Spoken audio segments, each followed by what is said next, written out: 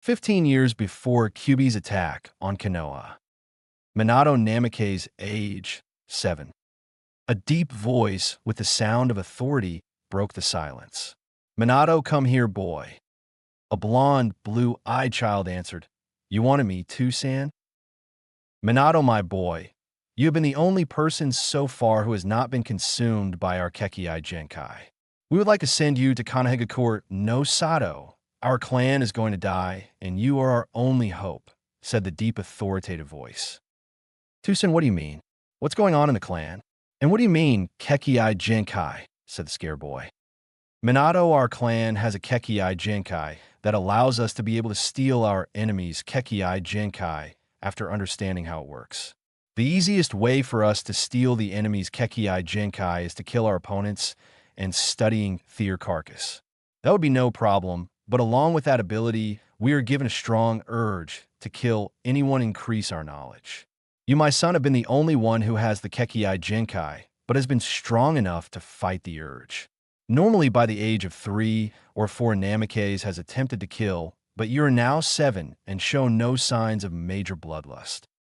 Tusan, our Kekkei Genkai, is the voice in my mind telling me to spill the blood of every person I come close to, whimpered the small boy. Yes, son, our Kekkei Genkai gives us the urge to kill everyone but our fellow clansmen and potential mates. The murders in the nearby farming village is due to our clan. Nobody else knows about this, but I heard rumors that the village found out and are sending a large army of ninja to eliminate us. We are sending you because you're the only one who has the most control of our Kekkei Genkai. This may be caused by your mother not being a Namikaze. I guess many years of inbreeding has weakened us. We will seal your Kekkei Genkai to prevent any massacres from happening in Konoha. I believe your lineage will be able to control the Kekkei Genkai better than any of us. Boom. Fuck. They're here. Minato grabbed this backpack. There is a scroll in there that contains all the scrolls of our clan. To open the seal, you need to apply blood to the seal, and it will open. Minato in the backpack. It also has your Konohagakure citizenship papers, a key to the condo that a spy of ours used to live in before he passed away from old age, and 10 million Ryo. Oh, and before I forget, you will be able to tell which is your condo by pushing your chakra on the doorknob. If it is the right one, then a Namikaze symbol should appear on the door. I love you, make me proud. Kekkei Genkai Sil no Jutsu. A very intense pain was felt by the small child all around his body. Tusen, it hurts so much, screamed the child. Everyone give me a little of your chakra to me, so I can send Minato to Konohagakure no Sato with the Hiration. Alaid, Kurangel, and Amikatsu-sama. That was the last day Minato ever saw his clan, and the day the child, known as Minato Namikaze, was no more. He was no longer a child, but a man. A quite small man because of his age, but he was every bit a man as the next guy. Seconds later, the boy landed right outside the door of the condo of the Namikaze clan. With a fully stacked tear, the boy wept at the door of his condo for a few minutes. Hey, boy, what's the problem? Asked the man wearing a white robe with red trims. The Sandaime Hokage was doing his daily strolling around the village because he needed some time away from that damn paperwork, so he created a bunshin to pretend to do paperwork while he walked around. I finally found the use of that useless jutsu they teach in the academy nowadays, thought the cheerful old man. After noticing the man's clothes and reading the kanji on the hat, the boy found out who the man was. The boy thought, I guess my mission has started. I need to conceal my emotions for a little bit so I can enroll into the academy. I'll grieve later when I get inside my apartment, thought Minato. Minato, control your emotions. Act well for however long this might take. We have a lot of time later to grieve, thought Minato to himself. Sorry, Hokosama. I was an orphan, and I remember the day my parents were killed, and the pain I felt that day came rushing back. The boy lied. Ah, sorry, kid. Anything I can do to make you feel better? Said the truly concerned Sandaime. Hoping the Sandaime didn't catch his lie, he quickly said, Hokage-sama, I would like to join the Ninja Academy. It was my parents' dying wishes that I become a shinobi, so I can protect those who become precious to me. No problem, my boy, come with me to the Hokage Tower, and I will help you fill up the lengthy application that repulses 80% of our potential academy students. Hokage-sama, is it really that long? Blinked the wide-eyed blondie. Jiraiya was sitting on top of the third Hokage's head on the Hokage mountain when his pervert senses were tingling and the wind whispered the blonde boy's message into Jiraiya's ear. That's what she said, came a voice from the top of Hokage mountain, and a man was quickly running to the spot where the blonde and Sandaime were at. Upon hearing the voice, the Hokage face planted, recognizing the voice as his student Jiraiya. After finally finding the blonde boy, and the Sandaime, the odd-looking man with white hair, asked his sensei, "Sensei, who is this young boy?" "Hokage-sama, who is this very odd-looking individual with the exceptional hearing?" questioned the youngster. After recovering from the face plant, the Sandaime said, "Jiraiya, this boy wanted to join the academy, and I was taking him to the tower to have him fill out the application." "Oh shit, the application? Damn, I remembered I was in your office for like 3 hours filling that piece of shit out," shivered the Sannin. "Walk with us, Jiraiya." "Hey kid, do you still not know who I am after hearing my name?" asked the Sannin, hoping the kid would recognize him. Nope, never heard of a Jiraiya." With this being said, the white-haired male face planted. Recovering at a speed unknown to man, Jiraiya bounced up and jumped into his trademark pose. "I am the gallant Jiraiya. Still don't know who you are, mister," questioned the kid. Jiraiya heard those words and face planted so hard he was taken away to be healed by Tsunade. The face-palming Sandaime quickly explained who Jiraiya was. "Nanny, are you telling me that odd-looking individual is one of the legendary Sannin?" the shocked blondie exclaimed. "Yep. Oh, we are here at the tower. Follow me in my office." While they walked to the office, Minato was shocked at how much the people respected the Hokage. 3 hours later. "Finally, I finished that packet. Here, Hokage-sama," the blonde quickly said as he was giving the Sandaime the application. The Sandaime didn't even look at the gigantic application and dropped it into one of the bins lab-led accepted into academy. Minato saw this and looked around for a bin lab-led denied from academy, but was unable to find one. He assumed there was no way to not get accepted to the academy, which was partially true. "Nanny, you didn't even look at the application. Why did I have to fill it out?" questioned the blondie in frustration. "Oh, well, 99.99% of students that fill out the application will get accepted into our academy." "Oh, so it's basically impossible to not enter the academy?" questioned the child. "Well, depends on the answer to this next question. What is your reason to join the Academy of Konohagakure?" The blonde thought hard, hoping that he wouldn't fuck up.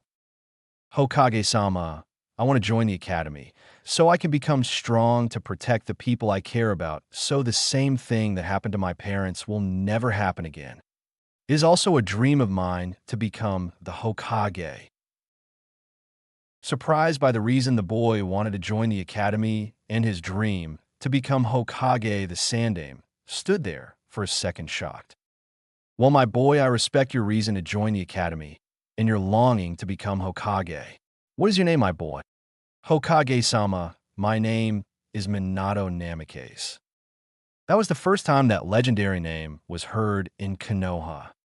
Meanwhile, in Yuzushiogakure, a red-headed girl was being informed they were going to send her off to Konohagakure and have her learn in Konoha's academy to become a ninja. The girl hesitated at first because she did not know many people in Konohagakure other than her fellow clansman Mito Uzumaki, who married into the Senju clan. "Kushina, did you get your stuff packed?" a woman yelled. "I'm almost done, Kasen," the 7-year-old redhead replied. Little did she know that her going to Konohagakure would bring about one of the greatest ninja legends of all time. Age 22. Boom. "Okami, where does that monster get its power from?" yelled a shinobi wearing a bandana. "Holy shit, man. Why does that fox have to be so troublesome? This fox makes my life at home seem like heaven," the Jounin commander joked. "Fuck you, Shikaku. Your ass isn't going to get any for a while." I hope you are ready to sleep on the couch for a while, yelled the wife of the Jounin commander. Sorry, honey, please don't do this to me. You haven't let me touch you in 9 months. Under his breath, the Jounin commander said, Fuck, my son was born a month ago, and she still won't let me get any. Oi, listen up, let's fucking kill this troublesome fox. During his argument with his wife, he thought of a plan to try to kill the fox. Doton users try to trap the QB in a wall and reinforce it with multiple walls. Suddenly, there was a cry of over 200 shinobi Doton, Doria Hiki. All of the shinobi who could perform Earth-style slammed their hands on the ground, and giant walls 100 m tall and 100 m wide with a 30 m thickness came out of the ground and at the time surrounding the QB and holding him in the confined pen. Suiton users hit him with your hardest hitting jutsu. Suiton, Suryuden no jutsu. Okay, right-hun user shock us with your jutsu. Right-un, Raidama, lightning ball. The lightning jutsu with the water jutsu temporarily paralyzed the QB, leaving him defenseless. This bijou is a fire elemental, so there is no point in using Katon. Use your offensive Doton ninjutsu, yelled Shikaku. Doton, Durin, dragons made of earth came out of the ground and flew towards the slightly paralyzed QB, but a masked individual appeared on top of the QB and absorbed the dragons with his eye. This is so troublesome. Hey, masked man, who the hell are you, and why are you helping the QB? Yelled Shikaku. Hi guys, it's me, Toby. I saw you guys trying to commit animal cruelty, so I stopped it because Toby is a good boy. Yelled the masked man. Every Konoha shinobi who heard that gained a really big anime-style sweat and was wondering what was going on. Then the earth started to shake as the QB got up and roared, knocking back many shinobi. The Yondaime is here. Let's support him, yelled one of the random ninja. Kuchios no Jutsu. Out of nowhere, a toad the size of QB appeared. Joe, Minato, what do you need? Gamabunta then turned around to see a very pissed-off QB. What kind of shit did you guys get yourself into? Gamabunta, I need you to be serious and to hold off the QB while I fight the masked man, yelled Minato. Geez, lighten up, kid. Sometimes I wish you would lighten up like Jiraiya. You owe me a drink after this, boy. I'll make you a deal, Gamabunta. If I survive this, we will have our drink. Okay, let's get this show on the road. The giant toad pulled out his tanto and began his assault on the QB. The speed the giant toad was able to move was remarkable. Some would even say the frog was on crack. Sadly, the QB still had some fight in him. The QB went on assault mode as he used all 9 tails to try to get a good hit onto the ninja toad. Using his remarkable speed, the frog used a brilliant combo move. Suiton, Tepidama. He then used his signature toad sword beheading technique to jump behind the QB to get a swipe at the head. Sadly, the blade was blocked by the tails, but Gamabunta planned for this and kicked the QB into his Suiton jutsu. Oi, Cyclops, you and me alone, yelled Minato. Me? Questioned the confused Kakashi, who was allowed to stay because he was Jonin. Me, said the masked man. Yelled the 2 people who thought he was talking to them. Not you, Kakashi. Why would I be fighting you? Minato explained.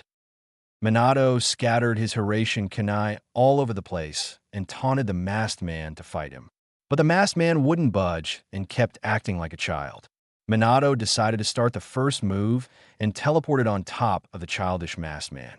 He tried to cut him with a kunai, but the kunai simply went through. After noticing that the masked man's robe had been cut near the bottom, he realized the weakness of the masked man's jutsu. Minato wasn't completely sure if that was the case, so he tested it a few more times. After blinking around the battlefield like a madman, he realized that the masked man could only pass through objects for 1 second. Minato, who decided to end it, threw one of his special Hiraishin kunai at the man's face. The masked man simply passed through the kunai, but he didn't expect the Yondaime to use his Hiraishin to teleport behind him and nail him with a Rasengan and a swift kick on his behind. Ah, I kicked your ass, taunted Minato. The masked man never stood a chance against Minato. It was almost like watching a fight between a sensei and a student who never finished training. He is injured. I'll kill him with this next Hiration, thought Minato. This move injured the masked man greatly and caused him to lose control of the Kyuubi. Noticing that the blow injured him greatly, the man used his only visible eye to warp to another area. Damn, I was about to kill him too. Minato called upon his favorite student, Kakashi, to run an errand and to fetch Kushina and his baby boy. The Yondaime was strong, but not stupid. He knew it was impossible to kill a chakra beast, and the closest thing to killing it would be to imprison it inside of a person. Sadly, there were no longer any more full-blooded Uzumaki to seal the Kyuubi in.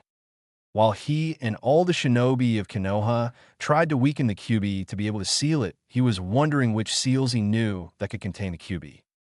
Meanwhile, the Kyuubi and Gamabunta are still at it, going full force.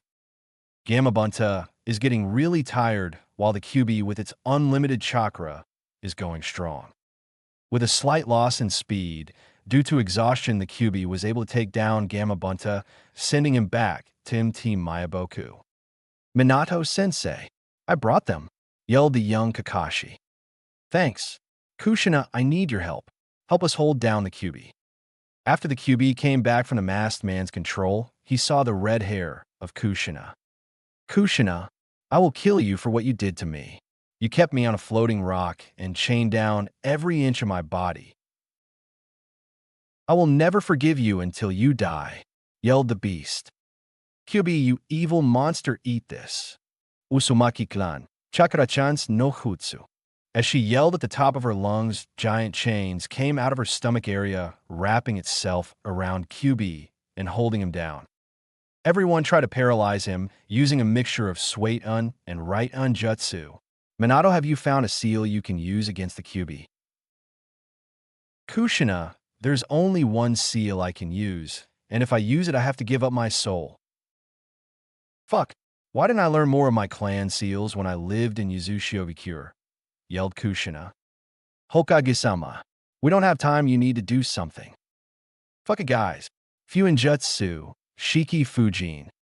No, Minato, anything but that, his wife screamed. Only few shinobi knew what Minato was going to do. Kushina did not want to lose her husband. He was the only thing that mattered to her other than her newborn son. Kakashi, bring Naruto to me. Hai Minato sensei. Which human dares to call forth the Shinigami? Sorry, sir, but I would like to give you my soul to seal this Kyuubi into this child here. Please don't seal me again. You piece of shit leaf shinobi have kept me sealed up ever since I was controlled by that dirty Madara Uchiha. Sorry, Kyuubi, perform the sealing Shinigami. This is what I must sacrifice for Konoha. Beginning the sealing. I won't sit here and let you guys fuck with me and seal me up all over again. As he said that, a huge wave of killing intent came out of the Kyuubi and immobilized all the shinobi except Kushina and Minato. The Kyuubi felt an opening that he could use to break the chakra chains. Little did Kushina know that the killing intent that Kyuubi showed weakened her slightly, which weakened the chakra chains. Kushina's chakra was also running low due to just giving birth before she entered the battle. As soon as he felt Kushina's chains weaken for a half second, he used that small window to break the chains, and with all the shinobi paralyzed from the killing intent, Kyuubi swung his claw at the small baby. Kushina and Minato both jumped in front of the giant claw in order to stop it from reaching the precious child. Right before the Kyuubi was about to overpower the two and impale the child, the Shinigami sealed Kyuubi and the remaining of Kushina's and Minato's chakra into the small boy. Hiruzen Sarutobi, who woke up after feeling the massive killer intent, ran as fast as he could to the battlefield, but he was too late. Both the Yondaime and his wife were no longer of this world. He looked at the small baby and tried to hush the baby from crying. Minato, I will not let this village turn the boy into a weapon like other Jinchuriki. Inside Naruto. Area where Kyuubi is sealed. Hey Kushina, Did I ever tell you about my Kekkei Genkai? Stated Minato. Kushina, who was still fuming about Minato committing suicide to the Shinigami and sealing the cursed fox into their newborn son. She thought, at least we can watch him grow up from here, and I can still be with Minato until our chakra runs out. She was still very angry, but she would rather look at the bright side, since there was no way to undo what Minato just did. She decided to punish Minato with a small amount of silent treatment. Will you two shut up? I'm trying to sleep here. And that's what you get, Kushina, for sealing me like that. I wasn't able to move my legs for like 20 years. Anyways, Kushina, I never told you about my Kekkei Genkai. Nobody else knows about this except me, and maybe in the future Naruto, if he isn't a complete dumbass. The Namikaze clan has the ability to steal Kekkei Genkai away from other people by examining their carcass and finding the reason people have the certain Kekkei Genkai, and we are able to copy it into our bodies. Sadly, this also causes the Namikaze to have this urge to kill anyone or anything they come closer to. After hearing this confession, Kushina was really worried that her son would become a mass murderer. Wait, if the Namikaze can do that, then why haven't you shown a large amount of bloodlust? Questioned Kushina. Well, as a kid, I was one of the ones who had better control over my Kekkei Genkai, but my clan didn't want to risk me turning into a mass murderer, so they sealed my Kekkei Genkai, replied Minato. I left instructions on how to help repress the Kekkei Genkai and scrolls and other goodies from my clan into the condo Naruto will be able to live in when he no longer lives in the orphanage. I believe in our son to be able to be the one who finally can fully control my clan's secret Kekkei Genkai. Why is our son going to live in an orphanage? He is basically royalty in Konoha, exclaimed the angry Uzumaki. Jesus Christ, this is going to be worse than being sealed into Kushina. Who's that Kyubi? Questioned the confused Namikaze. Just shut up and let me sleep. Kushina, I know it is unfair for our son, but I predicted that if we both die and he successfully becomes a Jinchuriki, then he would have no choice other than living in an orphanage. The council will not allow him to be adopted by a clan because of his status as a Jinchuriki. I just hope our boy will be strong like you were, and hopefully he will be treated as a hero by Konoha. Hey, you guys heard that, right? I get a prize for every dead person in the next 5 minutes, the only blonde child in the orphanage said. Naruto, what are you talking about? Asked the woman tending the children. Good thing I've been stealing steak knives from the dining table, thought the blondie with a sinister smirk. Suddenly, the blonde boy jumped at a tiny girl no older than 3 and jammed his steak knife into her temple, ending her instantly. The boy who killed her dashed through the other orphans, mercilessly hacking them into pieces. After barricading the door to prevent any exits, he proceeded to take everyone one by one. Why are you guys so scared? You guys want to play like ninja, right? Ha ha ha ha ha ha. Let's play more. After 5 minutes, everyone in the room was dead, except the lady who tucked in the children to bed. Hey lady, you made it past the 5 minutes. What am I going to do with you? Pipipi Elise dédonté, achat shirt MME. I'll do anything PPPLSC. To kill or not to kill? That is the question. The young blonde was thinking whether the girl deserved to live or not. She was not particularly nice to him, but was not too mean to him. Who was he kidding? She's a dead woman. The blonde slowly walked up to her and used one of his hands to touch her cheek while smiling at her. Suddenly, he stabbed her in the neck with the steak knife in his other hand. H, screamed the young blonde boy. He quickly looked around the room around him, hoping that it wasn't real, that he didn't kill everyone. Ever since he was 3 years old, there was a voice in the back of his head asking him to cut someone. At one point, he entered a trance and found himself later hiding steak knives into his mattress while the other kids were playing outside. What is happening to me? Is that why people look at me with those eyes? Everyone here in the orphanage looks at me weird except the other children and that one lady. All right, kids, time for breakfast, yelled one of the volunteer workers. Naruto looked at the woman, remembering how she was the only one of the adults who was nice to him and didn't look at him like he was a monster. She was the only adult that cared about him. Kill her. Spill that precious blood. I can smell her blood from here. I must have it. After hearing that voice again, Naruto flinched. Get out of my head, you monster. Naruto had been ignoring the voice for as long as he could, but now the voice kept pestering him. 2 hours later, orphanage playground. Finally, it's playtime. We can play on the field. Let's play ninja, yelled one of the orphans. Naruto, why are you sitting down? Don't you want to play? Asked one of the bigger orphans. Sorry guys, I don't really want to play ninja right now. That dream is still affecting me. Go play ninja and show them what ninja go through. Show them the blood that gets shed and the death that comes from ninjas fighting. Why is this voice always saying stuff like that? These people are my friends. Why would I want to hurt them? You think they're your friends, but they would let you die to save themselves. Don't you notice the looks the adults give you? They look at you with disgust and a little fear. Naruto, I've never seen you like this. Why aren't you playing ninja? Asked the only lady who was nice to him. Hello, Yashashi Nate-chan. Sorry, I didn't feel like playing ninja. Is there something wrong, Naruto? Are you thinking about something? Asked the genuinely concerned woman. Nate-chan, I was just thinking about my nightmare earlier. I was so scared, whimpered the boy. It was just a dream, Naruto. I'll give you a hug, and it will be all better, said the woman with her arms reaching out to him. Naruto loved these small acts of kindness from this woman. She was always there for him when he felt down and wasn't like the other adults. Now is your chance. Gut her. Naruto ignored that voice. He couldn't hurt the only person that cared about him.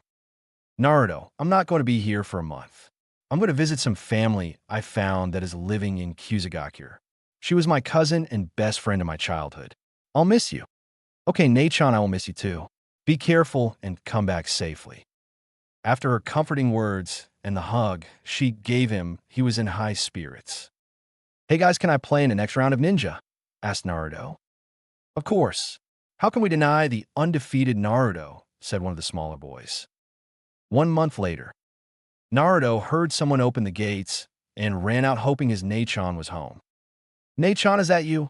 Asked the blonde before he looked around the corner. Hey kid, who are you looking for? Asked the large man who came every week to drop off groceries. Sorry, Bunman-san, my Nate-chan should be here anytime soon. She said she would be back within 1 month. HN was all that was said before the large man left the orphanage. 1 month after last seen.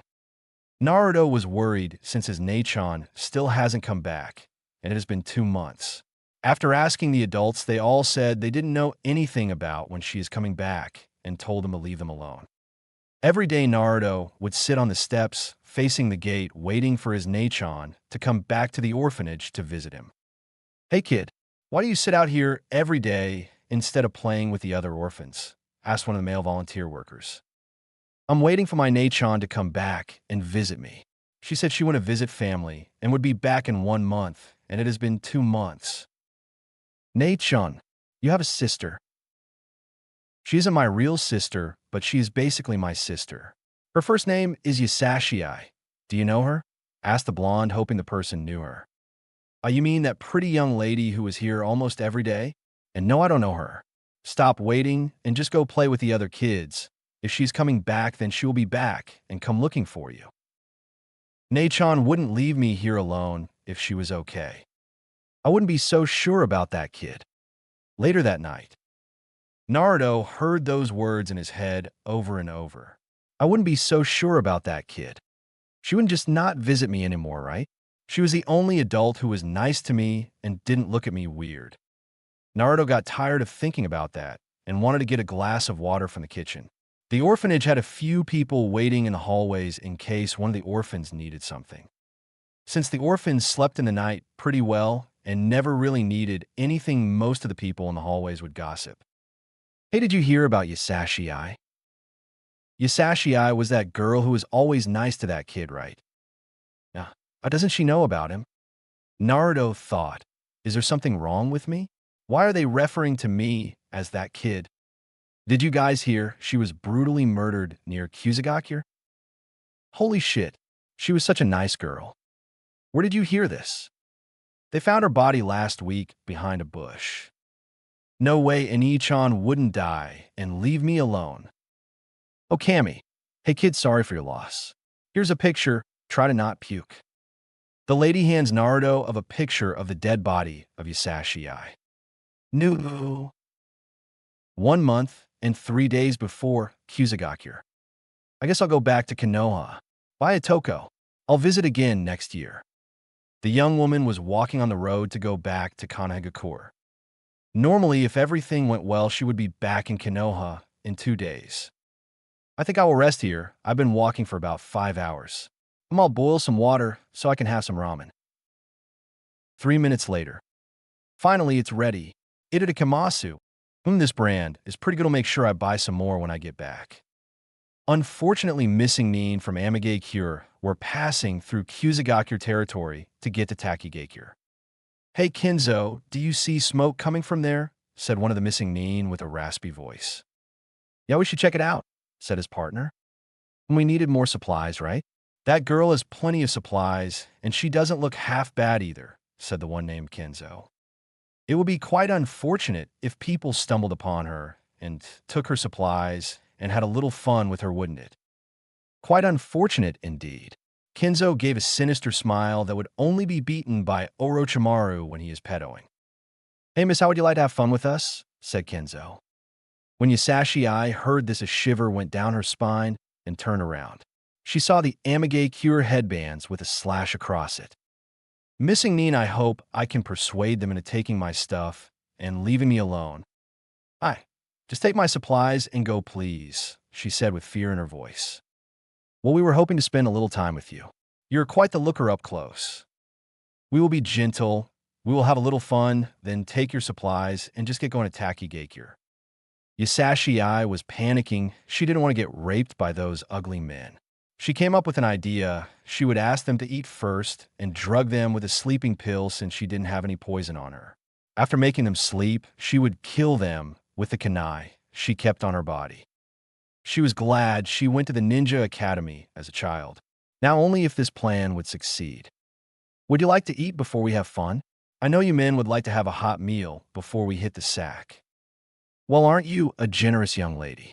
I just want to take you to the nearest church and marry you, said Kenzo. Here you go, those are my last 2 cups of ramen. I hope you like it, said Yusashi Ai. She only had 6 sleeping pills, so she put 3 of them in each bowl, hoping they wouldn't notice. Kenzo inhaled the ramen, while his friend was a bit hesitant. I need to use the restroom real fast, Kenzo, said Kenzo's friend. Since he left, why don't we have a little fun? Do you have a condom? Asked Yusashi Ai, hoping the pills would kick in soon. Nope, but it doesn't matter, right? Well, I guess I can let you do it without a condom since I want you so bad. Hoping her sleeping pill would kick in soon, she walked very slowly and very seductively into her tent. The missing Amigakure, Nin couldn't take it anymore and ran into the tent.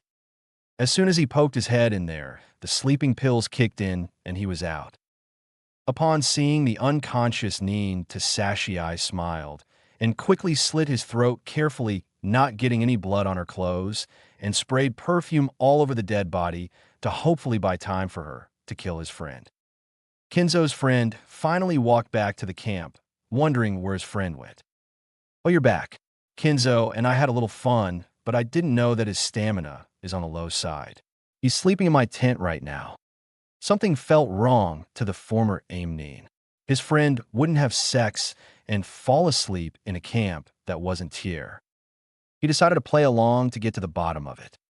He wasn't sure if she was a shinobi. Although him and Kenzo were missing Nins, they actually were only Genin, so they did not know how to sense if their opponent had a large amount of chakra. You must be hungry since you haven't eaten yet.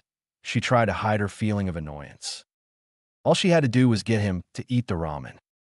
Something must be wrong with the food for her to say that sentence, thought the missing Nin. He was pretty sure his friend was already dead. He needed to find a favorable position for him to kill her before she kills him. Miss, do you have some water? I've been feeling dehydrated and I'm getting a little dizzy. He thought he was a genius.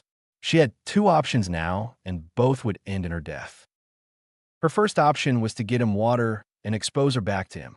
Her second option would be to jump on him and try to kill him while he is dehydrated. She had no idea what to do. She didn't want to expose her back to him, but she wasn't confident in killing a ninja, even if he was dehydrated. The water is in that bag. Over there, go help yourself. My legs are slightly sore since I've traveled 5 hours on foot before resting here. Shit, now what do I do? Thought the missing Neen. Miss, can you help me up? Asked the missing Neen. He planned to stab her with his kunai as she bent over to help him up. Okowo. She walked over to him and gave him a hand up. She was cautious because he might stab her after she pulled him up. She didn't expect him to stab her as she gave him her hand. As soon as was given, the man put his hand on it and pulled really hard and pulled her into his kunai. The kunai plunged into her heart and the man smirked. I win. The man, relieved he was able to stab her in the heart, opened her tent to check if his partner was truly dead. After confirming his partner's death, he stole the supplies and left for Takigakure. Age 5. Orphanage employees only meeting room. We need to do something about that demon brat. At first he acted like a normal kid, but now he is anti-social and has even been fighting some of the other kids for no reason. What do we do with him? The employees and volunteer workers at the Konoha orphanage had a meeting about the 9-tailed Jinchuriki boy. Prior to the death of Yasashii, most of the employees just ignored the boy and never really paid much attention to him. After her death, there was nobody who was really on Naruto's side. I propose we kick out the demon from our orphanage. Who here even likes that kid? We should avenge our yandame by leaving him in the streets. Screeched one of the women. This caused a lot of the workers in the meeting to agree. Let's have a vote on whether we should keep the QB kid here. The results are 37 votes to kick out the QB and 3 votes to keep him. The 3 votes actually say, I don't give a fuck. I guess those votes mean to keep him. Oh well, it doesn't matter since the majority voted to kick him out. After lunch, we should send some people to go pick him up and explain what we decided. Orphanage playground, lunchtime. Hey Naruto, what have you been up to? Asked an average-looking girl who had a very odd taste in her clothes. The girl had a roundish face, unevenly cut purple hair, and brown eyes. Her favorite outfit was quite odd-looking and made her look like she was from a circus. She liked to wear a purple shirt under an orange and pink striplet vest. Hell, Omi, haven't been doing much. Naruto-kun, we haven't talked in a while. Have you been ignoring me? Questioned Ami. I haven't been avoiding you. It's just, well, I don't know. I've been thinking, responded Naruto. Don't do that, you'll hurt your brain, you baka. Omi yelped. Fuck you. Naruto responded to her joke. It is quite common for the orphans to be cursing at a young age, especially with the environment they are raised in. Most of the orphanage workers don't care too much about the children, so they don't try to watch their language. Don't you find her annoying? Silence her by ripping her throat out. Naruto has shown that he had pretty good control over his Kekkei Genkai. He learned ignoring the voice was the best thing for him to do. It always tried to give him ridiculous ideas that were plain stupid or didn't make sense. But one time he almost succumbed to the urges when he got into a fight with a cocky green-haired kid who kept bothering him and talked shit about his Nachon. Flashback, 4 weeks ago. Hey kid, Blondie, yelled the slightly larger than average green-haired boy. What the fuck do you want? Spat out the pissed-off blonde. The blonde was still grieving over the death of the girl he thought of as his older sister. The last thing he wanted was to talk to the arrogant green-haired prick that was standing in front of him. What do I want? I want to kick your ass. You think you're all cool and shit since you sit over here and not hang out with anyone. At this point, Naruto was really angry. You are the dumbest piece of shit that I have ever met. I never said I was cool or anything. Will you just leave me alone? I'm really not in the mood to talk to stupid fucks like you. Kill that fucking kid. Nobody talks shit about us and gets away with it. Maybe, just maybe. Let's see how far this goes. You mad, bro? Want to be cool, kid? Let's fight right now. I'll kick your ass in front of everyone here, said the cocky green-haired boy. Why won't you leave me alone? I don't want to hurt you. Just let me grieve for a person I care about, okay? Are you talking about that whore who used to volunteer here a lot? I think her name was like Yasuki Eye or something. Tana the green hair boy. Oh shit. Oh no, he didn't. He just talked shit about your Nachon. Okay, I'll fight you. What the fuck was that? Said the green hair boy as he was backing away. Let's go, bitch. Naruto dashed up to the green-haired boy and punched him in the face. The green-haired boy didn't even see the blonde move towards him. He stumbled back, trying to get his footing back. Naruto wouldn't give him the time he needed to get his shit back together. Naruto appeared right in front of the boy and did a standard 2-jab 1-hook combo and almost dropped the boy. What's the matter, Green? Can't handle it, taunted the blondie. Upon hearing those words and looking around at the other children laughing at him, the green-haired boy knew he needed to do something or he would be humiliated. He still felt he could beat Naruto because he knew he was bigger than him. He had about 5 inches on Naruto and about 15 pounds on him. The green-haired boy threw a basic 1-2 jab combo, but was parried by the blonde. Immediately after parrying the jab combo, Naruto instinctually put his arms around the green-haired boy's neck and pulled him down for a skull-shattering knee. It was all over. As soon as the knee made contact with the green boy's head, his body crumpled as it fell to the ground. It showed no sign of getting up for a while. Good. Now finish the job. For once you give good advice. How do you want to end it? Snap his neck? Pull out that knife you always carry with you. I honestly don't care which method you use. Naruto walked up the unconscious child with a real intent to kill. The other kids were impressed with the fighting ability Naruto just showed them. When the killing intent flared from Naruto, they got scared. These kids were never exposed to killing intent, especially since most of the orphans here would become civilians.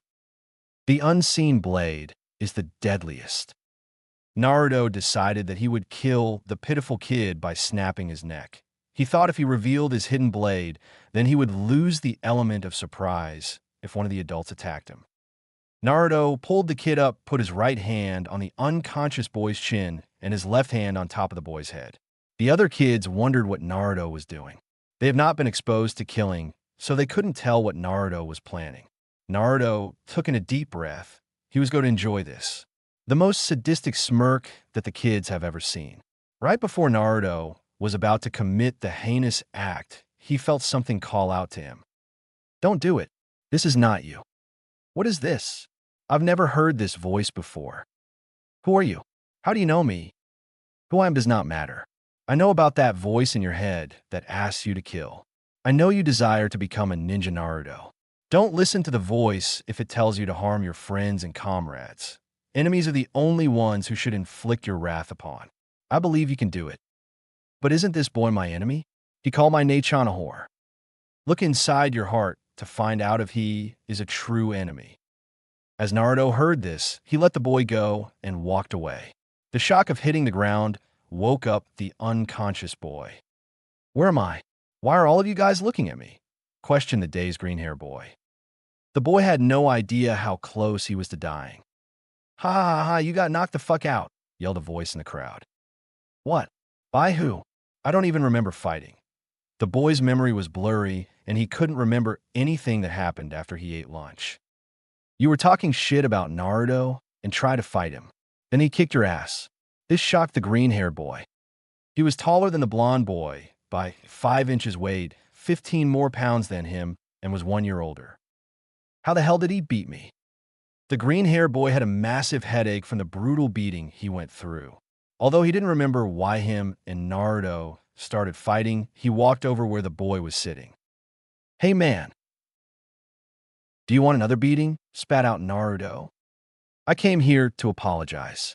I don't remember what I said or did, but I would like to say sorry. Thanks, I guess. Surprisingly, after 2 weeks, the two boys were able to become friends. That was after the two boys found out they had many things in common, and Naruto found out Kenji was actually not that bad of a person. Naruto was still grieving for his sister, but he wasn't as brooding as much as he was 4 weeks ago. He still felt strong feelings of grief, but he began to accept his Nachon's death. In flashback, Naruto was glad to have his friends. Naruto didn't have too many friends. He was acquainted with many people, but he only felt like he had two real friends. I remember that day when I met Ami. Flashback. 1 year ago, Naruto took a seat on the bench because he wanted to get a drink before playing ninja again. Even the best ninjas have to take breaks once in a while, he thought. Then a female voice caught his attention while he was daydreaming about being a ninja. What's your name? Asked this girl who had puffy red eyes and a bruised cheek. The girl was smiling, but it looked like it was forced. She looked like someone hit her recently, and she had been crying before she walked up to him. Naruto hated seeing people cry, so he decided to talk to her to find out what was wrong. My name's Naruto. Yours. My name is Ami. I'm new to this place. Right as she finished her last sentence, a large rubber ball hit her in the face. Oh shit, are you alright? Asked the concerned Naruto. I am fine, Naruto-kun, stated the small girl as she was massaging her face. Hey, look, the ugly bitch caught the ball with her face, said one of the more popular girls at the orphanage. The girl wasn't even much of a looker. She had brown hair tied into a ponytail and had green eyes. She always acted like she was hot shit, though, which did not go well with Naruto. You aren't very nice to look at either, scoffed Naruto. Naruto-kun, that wasn't very nice, said the bitch who threw the ball. Surprisingly, at the orphanage, a lot of the girls were very interested in Naruto. This was mainly because they had no idea that he held the Kyuubi no Yoko, and nobody ever told them to not hang out with him. Girls at the orphanage were mesmerized by his sun-colored blonde hair and crystal blue eyes that looked straight into your soul. Hey, Kei, I only said that because you were being a bitch. Naruto-kun, why do you even talk to her? I'm prettier than her, and you never want to hang out with me. Because she approached me, and she seems in need of a friend. Now, fuck off, you guys just ruined our conversation. Naruto escorted Ami away to another area for them to talk. Thank you, Naruto-kun. People here aren't very nice. The girl started to cry, remembering getting bullied by several different groups of orphans before she met Naruto. Naruto didn't really know how to comfort people until he remembered his Nachon's hugs always made him feel better. He put his arms around her shoulders and pulled her in for a hug. Somehow she tripped on a rock when she was being pulled into the hug, and luckily, they fell on a bench. The girl cried into his chest until she felt better. They were in a pretty awkward position, but since Naruto is oblivious as he is, he never noticed she was sitting on his lap, crying into his chest while his arms embraced her. After a few minutes, the girl noticed the position she was in and blushed, but didn't want to leave because she felt safe in his arms. He was her protector. The two became really close and made a lot of the girls in the orphanage angry at how close Ami was to Naruto. In flashback, to Naruto, she was his first real friend and his best friend. He could share any of his problems with her. She eventually opened up to him about why she was sent to the orphanage. Apparently, her parents were both killed on a C-rank mission that went wrong. He comforted her again after hearing her sad tale of how she went from having a happy family into becoming an orphan in 1 week. They both enjoyed having each other's company, especially when they remember sad memories from their past. When Naruto first found out his Nachon died, instead of her crying in his arms, he was crying in hers. Naruto scoffed at their relationship because he wouldn't know what to do if he didn't have friends like Ami or Kenji. Naruto-kun, are you there? Hello. Well, shit. What the fuck is he thinking about? Oh, nothing. Naruto answered, not wanting to reveal his thoughts. Come on, Naruto, you know you can tell me anything. Yeah, well, I was thinking of some friends of mine. Were you thinking about me, Naruto? Teased Ami. I don't know. I don't think we are that close yet. Teased Naruto back. I'm hurt that you don't think of me as a friend, said Ami with a pout. Oi, Naruto. Ami-ton. What's up, said Kenji. Oh, nothing, we're just fucking around, answered Naruto. PSH Kenji, can you kick Naruto's ass for me? He is being a dick, asked Ami. I dare you, said Naruto with a confident smirk. Maybe we should talk this out. What it up with you guys? Said Kenji. I was just messing with you, Kenji. I remember when you got your ass kicked like 4 weeks ago, said Ami with an attempt at a troll face. Fuck you. That was bullshit. You punched me before I was ready, defended Kenji. Want to fight again? I haven't gotten in a fight in a while. Oh, well, not really. Pussy. I thought he beat you because you weren't ready. Hey guys, Kenji is a pussy and won't fight Naruto, even though he says Naruto beat him by cheating. Yaldomi. Kenji quickly put his hand around Ami's mouth to prevent her from shouting more. He was already really embarrassed when he was reminded of the time Naruto kicked his ass. This is why I love you guys. You guys are fucking hilarious. Comment to Naruto. Naruto Uzumaki asked one of the adults. That is my name. What do you need? Please come with us. We need to take you to the office of the manager of the orphanage. Okay. I'll see you guys later, all right? Said Naruto to his friends. They had no idea that would be the last time they ever saw Naruto at the orphanage. Naruto Uzumaki, I am very sorry to inform you that you have overstayed your welcome here at Konoha's orphanage. We are sad to see you go, but it is the best for the orphanage due to your recent fights, said the manager. Wait, what? I'm not allowed here anymore. BB, but I've lived here my whole life. Where will I go? I'm sorry, Naruto, but there was a vote, and they voted for you to leave our compound. You have 30 minutes to grab your stuff and leave. These men will escort you to your room and will take you directly to the gates after. Naruto, as he was walking to his room, looked around for Kenji or Ami to tell them what happened, but he couldn't find them. He just packed up a few sentimental objects and clothes that he owned. He asked for privacy from the guards, and in that time, he disposed of most of the knives he had stashed away. He didn't want anyone finding them and wondering why he had them. He split them into two groups, higher quality knives, which were the ones he sharpened that could actually be used as a weapon, and the knives which he hadn't treated yet. He put the knives he sharpened in his box and put the others in a separate box, which he dropped in the trash can. During his walk towards the gates, one of the men escorting him off the property felt bad for the child since he was just 5 years old and he had to live on his own. Hey kid, you should go tell the Hokage that you got kicked out of the orphanage. I'm sure he will try to help you find a place to stay. Thanks, mister. After Naruto passed the gates, they were closed behind him. He made his way to the Hokage Tower. During his walk to the Hokage Tower, he was met with many stares. Most of the older generation looked at him with anger and disgust. Some of the younger generation kids who haven't heard of him looked at him with confusion and some with pity. They didn't know why a 5-year-old kid was released from the orphanage. Hokage Tower, approximate 30 minutes after Naruto leaves orphanage. The Sandaime Hokage is sitting on his chair, smoking out of his pipe, and reading the latest Ika book, which was supplied to him by his favorite student. In the middle of one of the hottest sex scenes he has ever read, he felt someone shun Shin into his office. Hokage-sama, Naruto Uzumaki is here to see you.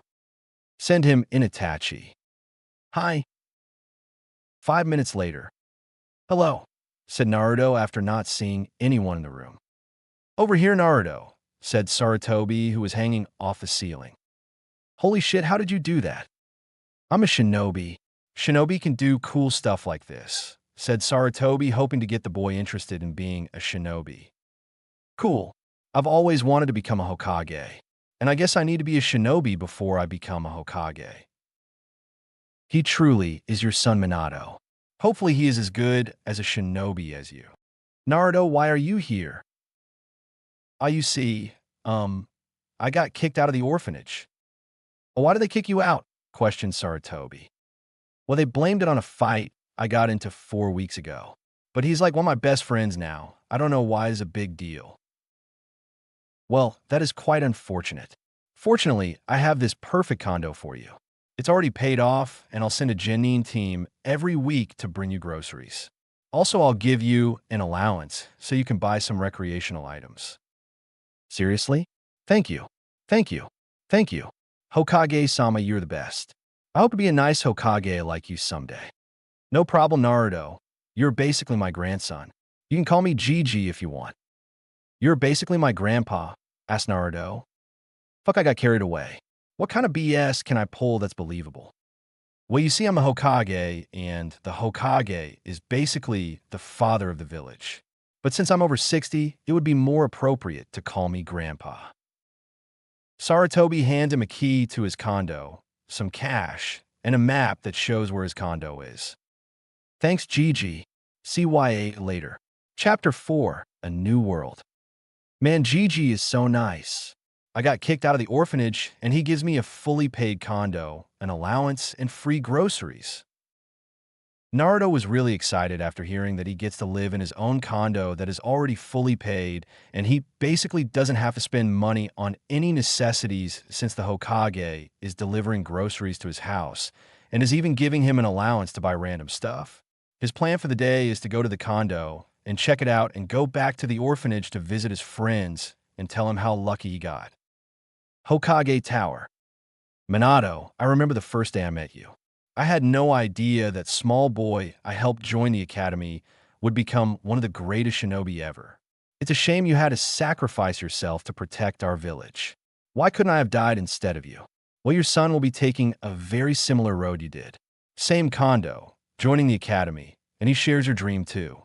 I will do anything to help your boy succeed. Hokage-sama, I have a surprise for you, said Sarutobi's secretary. A surprise? Do I get a day off, or is there no paperwork today?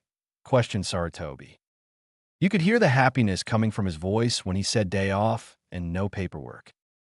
No, here it is. The secretary said this right as she slammed approximate 100 pounds of paperwork on the table. Curse you, paperwork was heard all around the elemental nations. As soon as the rest of the 5 Kage heard this, they nodded in agreement. Back to Naruto. It should be here somewhere. 1337. Sun Road, hashtag 1337, Civilian District 9. There it is. Okay, so I stick the key in here. Ouch. What the fuck, the key stabbed me. After Naruto got over the small prick on his finger, he opened the door to the condo. Naruto was able to open the door of his new living area. He noticed that it was fully furnished, but if he wanted to live there, he needed to take off the plastic wrap on everything. The condo was actually very clean. The various seals around the house kept it dust-free and cleaned the house when nobody was there. Naruto walked into his new kitchen, and he was impressed with all the free stuff that came with the condo. When he walked into the dining room, he saw there was a letter sitting on the table. Dear Naruto, if you are reading this letter, then either two things happened.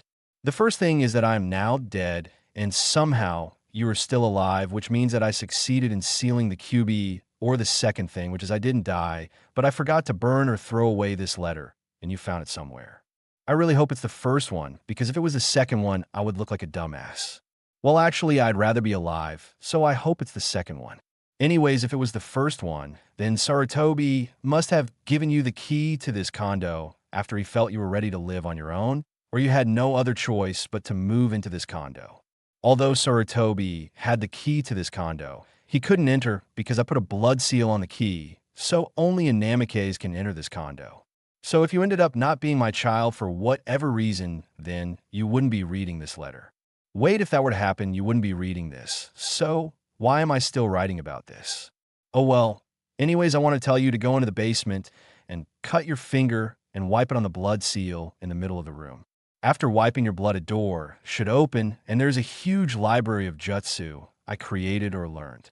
I recommend looking at the black letter inside the bowl in the middle of the room. It explains our clan's Kekkei Genkai and some stuff I found about it after doing some research. I believe you are the chosen one of the Namikaze clan who will revive the clan after its downfall. I'll always love you. Your father, Minato Namikaze. Minato Namikaze? Where have I heard that name before? Oh, well, I'm sure he'll find out eventually. Naruto opened up the black letter and learned about everything his father knew about his Kekkei Genkai. Although his grandpa sealed off his father's Kekkei Genkai, Minato read all of the clan scrolls regarding the Kekkei Genkai and summarized it into a short letter to help his son. It mainly talked about how the Kekkei Genkai works, how to transport the bodies using Fuinjutsu, and how to gain the Kekkei Genkai from a dead person. After reading the instructions needed to extract a Kekkei Genkai from a person, it made him queasy. After all, it was a pretty gruesome task. Interesting, so that voice in my head wasn't me going crazy. That's nice to know. After looking at the time, Naruto realized that there was no way in hell he could make it back to the orphanage before it closed for visitors. So he decided to explore the condo and learn where things were so he didn't have to walk around aimlessly and waste time finding things. Naruto was surprised when he found out he had 4 bedrooms in the condo. Little did he know that his seal master of a father loved making improvements to his first Konoha home. Even after he lived with his wife Kushina in the Namikaze manor, he always spent a little time in the condo and loved improving it any way he could. Naruto found a training area which could be considered a 5th room. The training area had multiple training dummies with a seal that regenerates the dummy in case it is destroyed. A few mobile training dummies which pretend to be enemy ninja. The mobile training dummies had different difficulty levels: Genin, Chunin, and Jonin. The seal was the way to distinguish which dummy was which. The paper taped to the back of the dummy also said which difficulty it was. There were also a lot of different training equipment, such as a cabinet full of chakra weights and a self-refilling box of shuriken and kunai knives. The box was constantly refilling due to the seal, which transferred kunai to the box from another room in the house, which probably contained weapons. Naruto loved the room and the amenities it provided. Naruto decided to take a break from exploration and went to eat. He grabbed his key and a few kunai knives from his training room to use in case something bad happens. After making sure he had money and kunai to protect himself, he headed to a restaurant that his late Nachon recommended to him if he ever left the orphanage. Ichiraku ramen, huh? Seems legit. Naruto walked into the ramen stand and saw a man with brown hair and a ponytail wearing a Konoha flak jacket inhaling the ramen. Thanks, Tochi-san. I am Sansai next time. Irika turns around to see Naruto entering the ramen stand. He sees the whisker-like marks on his cheeks and realizes the boy he sees is the Kyuubi Jinchuriki. Irika's parents died during the Kyuubi's attack on Konoha, so he had a little anger towards the boy, but he would never act on it and harm him in any way, so he just walked past the boy and went home. Naruto wondered why the man looked at him for a short while before just walking away. The man had a small amount of hatred in the look he gave to Naruto. Naruto wondered why everyone looked at him in that way. As he was thinking, his stomach grumbled, so he took a seat at the ramen stand. Tochi was washing the dishes until he heard someone sit down and open the menu. He quickly rinsed his hands and went to go see his next customer. He saw the child and noticed the whisker marks. Tochi knew all about the Kyuubi Jinchuriki, but believed that the boy just housed the demon. He still did not know if the demon influenced the boy, so he wanted to see what the boy was like. "Hello, sir. Are you ready to order?" asked Tochi. Did you know a woman named Yasashii?" Yasashii? That was that one girl that was here quite frequently. How does this kid know her? I heard she died when she was visiting family in Kusagaku. How do you know Yasashii? Oh, well, she's my Nachon, Naruto said with a fake grin. I don't remember her telling me she had any siblings. Well, I'm not her real brother, Naruto said before telling him her story on why he called her that. Tochi started tearing up after hearing his story on how all the adults except her didn't care for him. I'm sorry about what happened to your sister, kid. You can have a bowl on me. Which flavor do you want? Tochi felt bad for the boy for losing someone so important in his young life. Yasashii Nachon told me that her favorite ramen was the miso ramen with pork cutlets. I would like to try that. I am. One miso ramen, yelled Tochi. Hi, yelled a voice from the back. Naruto eventually got his ramen and enjoyed a lot, so he ordered 4 more bowls. Naruto decided that he would be coming to this place more often, not only because of their good food, but because of how well Tochi and I am treated him. Naruto then walked back home, ignoring the stares of the villagers, because he was happy someone was nice to him. Naruto entered his new home and went directly to bed and slept. Next morning, Naruto is prepping to leave for the orphanage. Oh wait, there must be weapons here. I think it would be best if I had a weapon other than a kunai to be safe. Naruto walked into the bathroom because he decided he would brush his teeth and take a shower before looking for his father's hidden stash of weapons. When he opened the top drawer looking for spare toothbrushes and toothpaste, he found an open letter next to unopened toothpaste and toothbrushes. On the front of the letter, it said, "To current resident of the Namikaze condo." I don't know what resident means, but I'll read it anyways. Naruto is only like 5 years old, remember? Hello, it does not matter who I am, but since you are living the Namikaze condo, it means you are one of us. In this letter, I will go over the things this house has to offer. First of all, we have a secret room filled with weapons and other equipment. To find a room, walk in the master bedroom, look for a dark rectangle on the wall approximate 7 inches by 4 inches. After finding the rectangle, place your right hand on it and add a little blood in the middle of the rectangle. You only will have to apply blood for the first time you enter the room. Every other time you enter, you just need to put your hand on a rectangle. If you have channeled chakra into your hand, the rectangle should increase in size until it becomes the size of a door and it opens. Since I'm in a hurry, I'll brush my teeth quickly and grab a weapon before going to the orphanage. When Naruto went into the room and saw a large array of weapons, since he was still a child and he couldn't carry much weight, he chose a retractable blade that is strapped to his forearm. Naruto made sure he left his house with weapons because the orphanage is located in the most dangerous area of Konoha. The place isn't too bad, but it's better to be safe than sorry. Off to the orphanage. As he walked to the orphanage, Naruto noticed people were looking at him weird again, a look with a mixture of hate, disgust, and fear. Why the hell do they look at me like that? Maybe if you kill 1 or 2 of them, they'll stop. Whatever, just ignore the looks and get to the orphanage.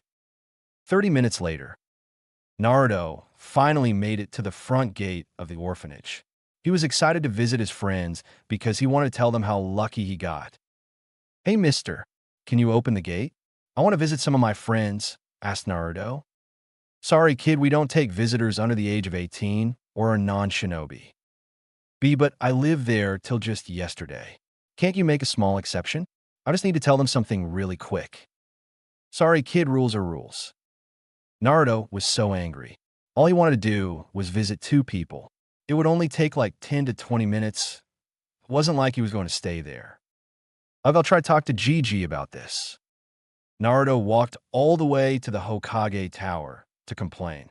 Naruto was fed up with the stares that the villagers kept giving him. "Hey, what the fuck are you looking at?" yelled Naruto to one of the older children. "I'm looking at you." "You have a problem with that?" said a rather large child.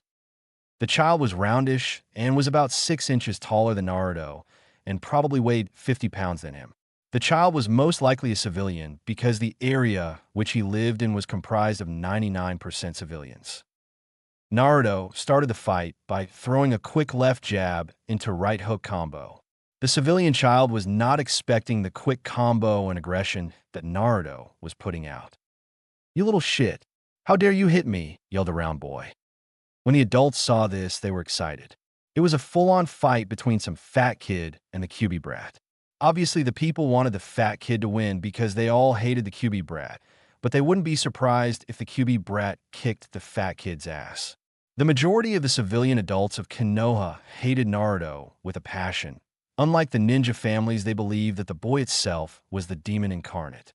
They always glared at the boy when they see him, but they were too scared to act on it. Then again, if you know a person is a demon, why would you try to provoke them? After shaking off the blow, the 2 boys went at it again. The fat kid was obviously not a fighter. He didn't know how to make a fist, and he punched like a pussy. The fat kid just kept throwing wild punches, not even aiming them. Naruto just kept dodging and blocking whatever he could till he found an opening. As the fat kid threw a right hook, Naruto ducked under it and threw a right straight into a left straight, which caused the fat boy to stumble backwards. Naruto took this opportunity to end the fight. Naruto ran up to the child and kneed him in the solar plexus. The fat child couldn't breathe for like 2 seconds, which was enough for Naruto to end the fight. While the child was holding his stomach area, Naruto grabbed the boy's head and repeatedly kneed it until the boy fell backwards. Naruto then mounted the boy and repeatedly punched the boy in the face. To prevent any major injury or death, the 3 adults stepped in and pulled the blonde off the fat kid. Luckily, the people pulled Naruto off because his Kekkei Genkai was acting up due to Naruto's anger. "Look at me again, bitch," Naruto yelled as he was getting pulled off. After being pulled off, the blonde pushed his way through the crowd and ran to his home. While running, Naruto heard people call him the Kyuubi brat and demon. After thinking for a while, he remembered that in the letter his father left him it said that he sealed the Kyuubi before he died. Naruto was 5 years old, but he was not stupid. Although he did not know what a Kyuubi was, but he was sure it was some type of demon, and he knew something was inside of him. It made perfect sense that people looked at him because something was inside of him, and since he read the letter his father wrote him, he knew that his father most likely died sealing that Kyuubi thing into him. He decided that he would look into things more when he had time. 1 month later, he started to go to school because to join the Ninja Academy, a student must at least have 3 years of civilian school or be homeschooled. Every day after school, he would go visit the library and look for books on the name Minato Namikaze and the Kyuubi or whatever it was. Books on Minato Namikaze were very numerous, so he found out who his father was very quickly, which was not surprising since he was one of the greatest heroes of the Leaf. The books about something called the Kyuubi were very difficult to find. He looked all over the library and was unable to find anything. He decided he would visit the Hokage later to talk about some stuff. Hokage's office. "Hey Gigi," yelled a Naruto who came in through the window. "Holy shit, where did you come from? Have you been talking to a person named Jiraiya?" questioned Hiruzen. Who's Jiraiya?" "Bathhouse near Wagakure." "Damn, IWA girls are pretty hot." "Achoo, some hot babe must be talking about me." "Who sneezed?" asked one of the girls. "None of us. It was that pervert." Jiraiya got pummeled by the Kunoichi and barraged by their Earth-style jutsu. Back at Hokage's office. "Oh, he's my student, and he likes to enter the office through the window, too. Gigi, I want to ask you for a favor and for some information. I got a little curious about some stuff." "Sure, Naruto, what do you need?" "Can you give me a ninjutsu/taijutsu tutor? I have a lot of free time, and I would like to get a head start on becoming a shinobi. From what I hear when strolling around town, that you're already proficient at taijutsu. I heard you beat up some kid who's 2 years older than you." "Oh, well, you see him. He didn't really know how to fight. I got lucky, and he provoked me." "Akushina, he is just like you, but looks more like Minato," thought the old man. "It's okay, Naruto, I was just messing with you. I used to get into plenty of fights myself, and I have the perfect person to teach you. He will pick you up from school at 2 p.m. tomorrow. What was the information you wanted to know?" "What is the Kyuubi?" Upon hearing this, the Sandaime spit out his tea that he liked to drink to relieve stress. "Who told you about the Kyuubi?" Sarutobi yelled. "I found out about it. I heard some people calling me Kyuubi brat behind my back." Fuck, F-U-C-K, H-E's only 5 years old. "It's not very important what it is. I'll tell you when you get older." "Gigi, please, I would like to know what is sealed inside of me." "Who told you it was sealed inside of you?" "I found out after people telling me I'm the Kyuubi brat." Naruto didn't want to tell Sarutobi about the letter and stuff inside his home. Ninjas need to have secrets, right? Luckily, Sarutobi didn't ask Naruto any more questions and finally decided to tell him the truth. "Naruto, this is a S-class secret.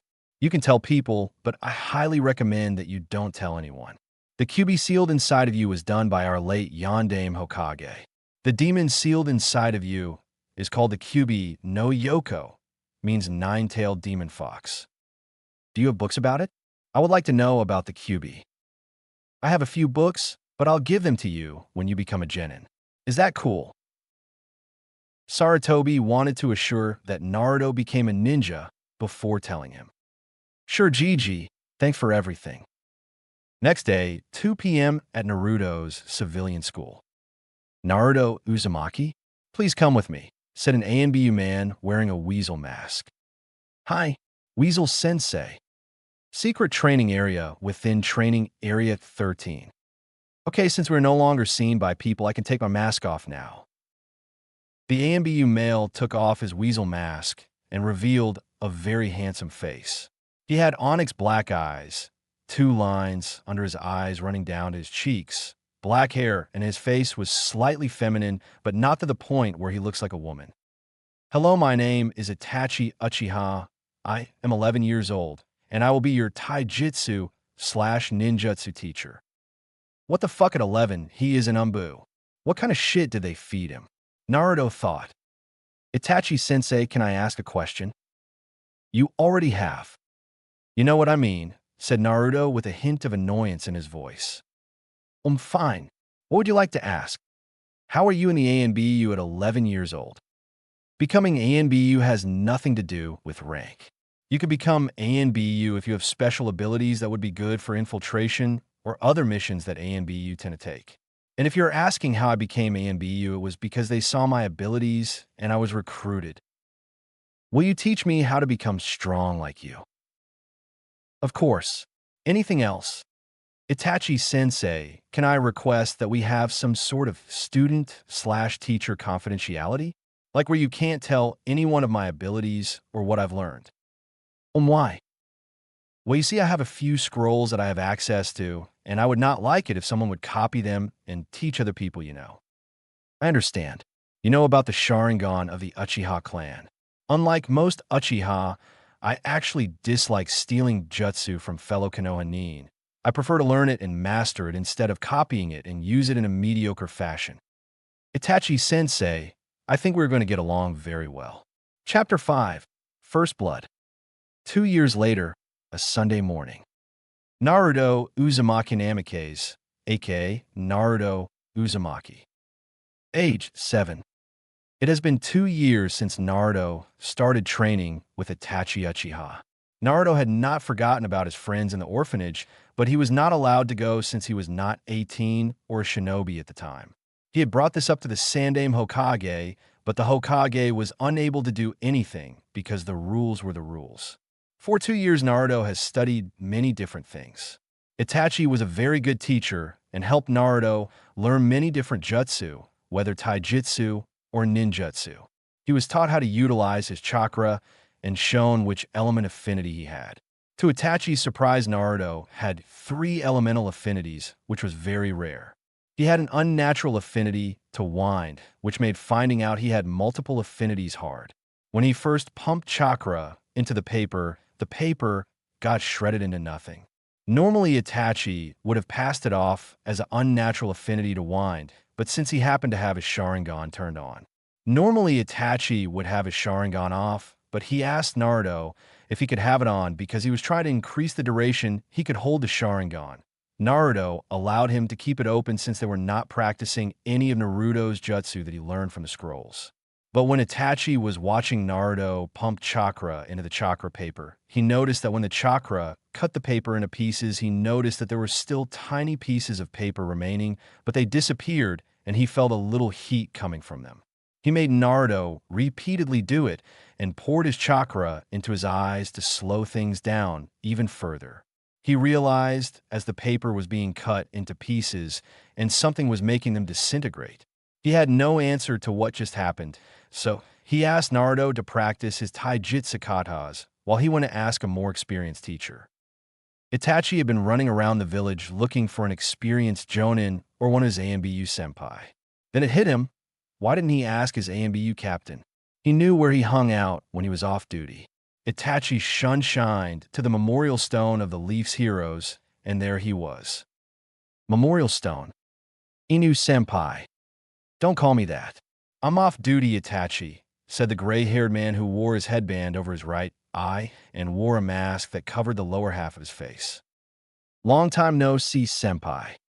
Yeah, I've missed my favorite ANBU, Ototo. Where have you been?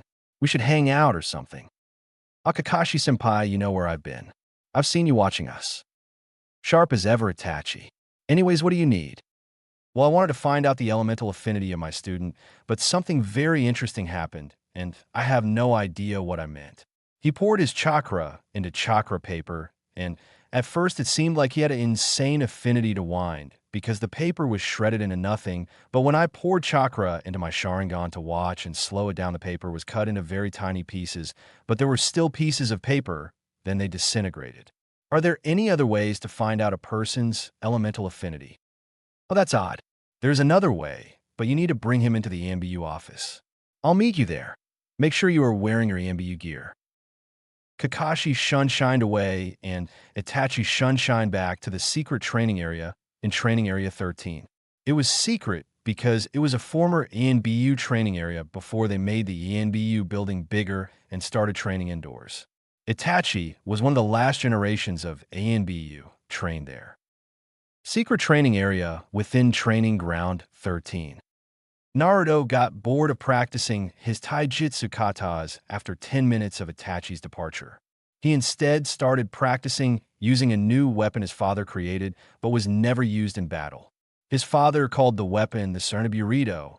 It was a very large blade that is attached to a person's forearm. It was approximately 3 feet long blade that was strapped on the forearm with multiple straps to ensure it won't slip or fall off, and it extremely sharp from the tip of the blade till about a foot before the weapon ends. The weapon could be used as a makeshift sword/shield hybrid.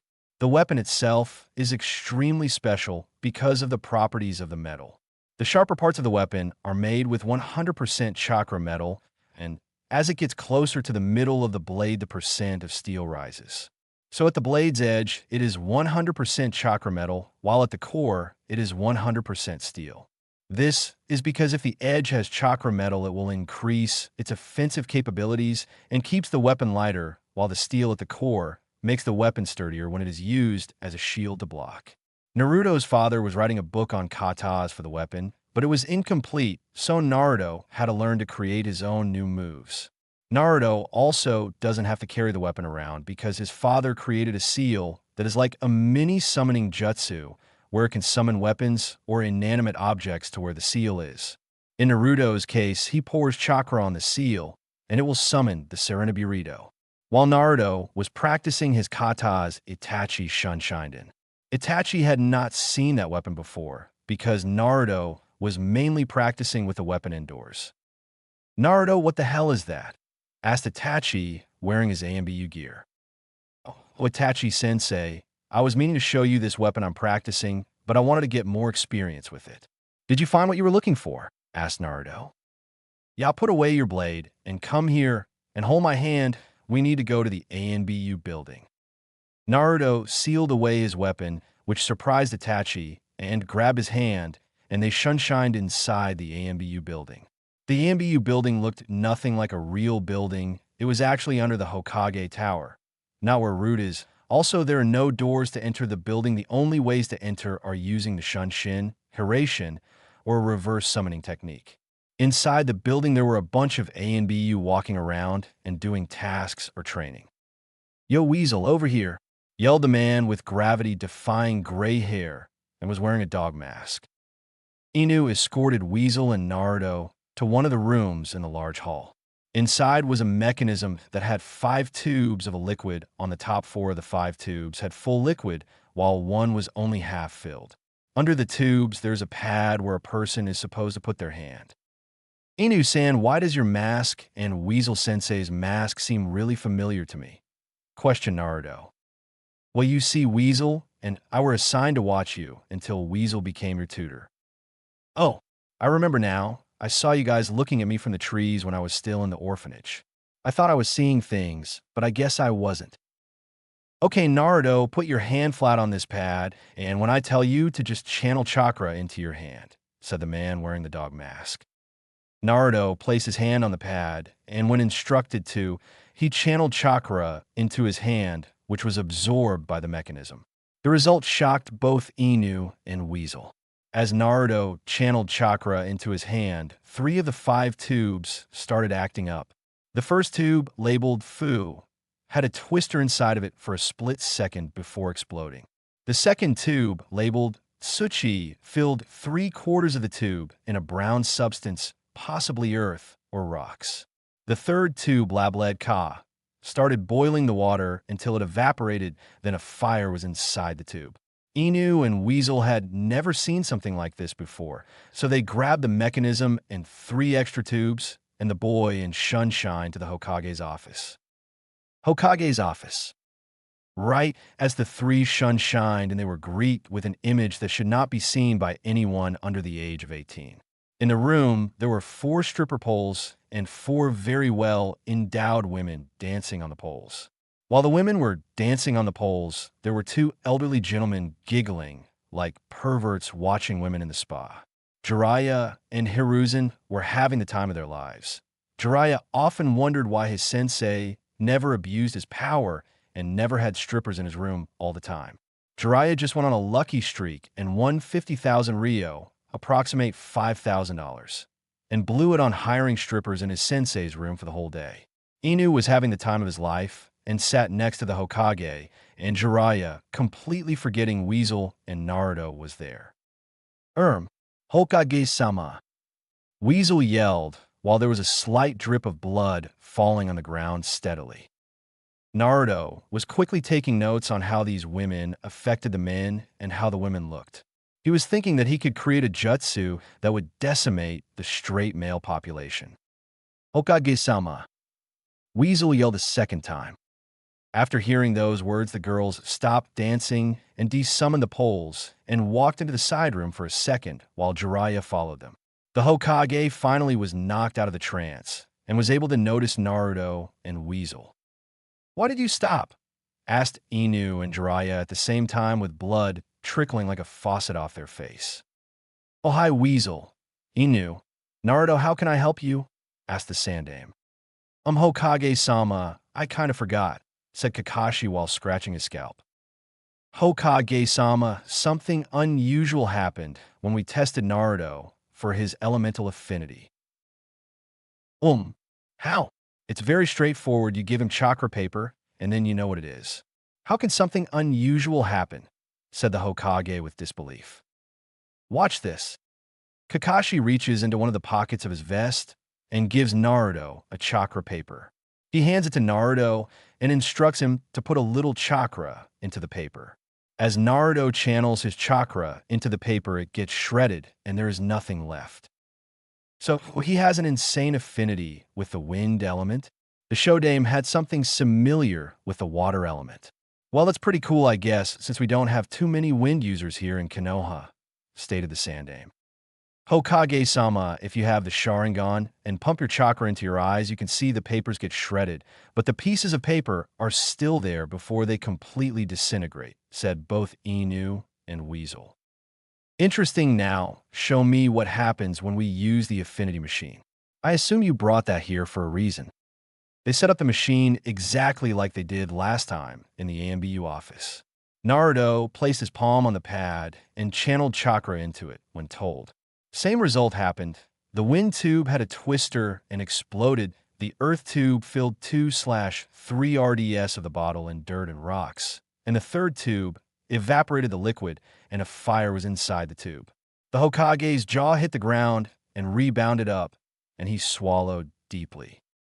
"What the F you, CK? I know, right, Hokage-sama?" both of the ENBU said. It took 5 minutes before the Sandaime got his shit together. "Well, that is a very rare occurrence. I have not seen a ninja ever have 3 elemental affinities. The last ninja I've seen with 2 elemental affinities was Minato Namikaze, the Yondaime." "GG, does that mean I will be stronger than the Yondaime?" "I hope so, he is my idol," Naruto exclaimed. Naruto did not tell anyone that he knew that the Yondaime was his dad.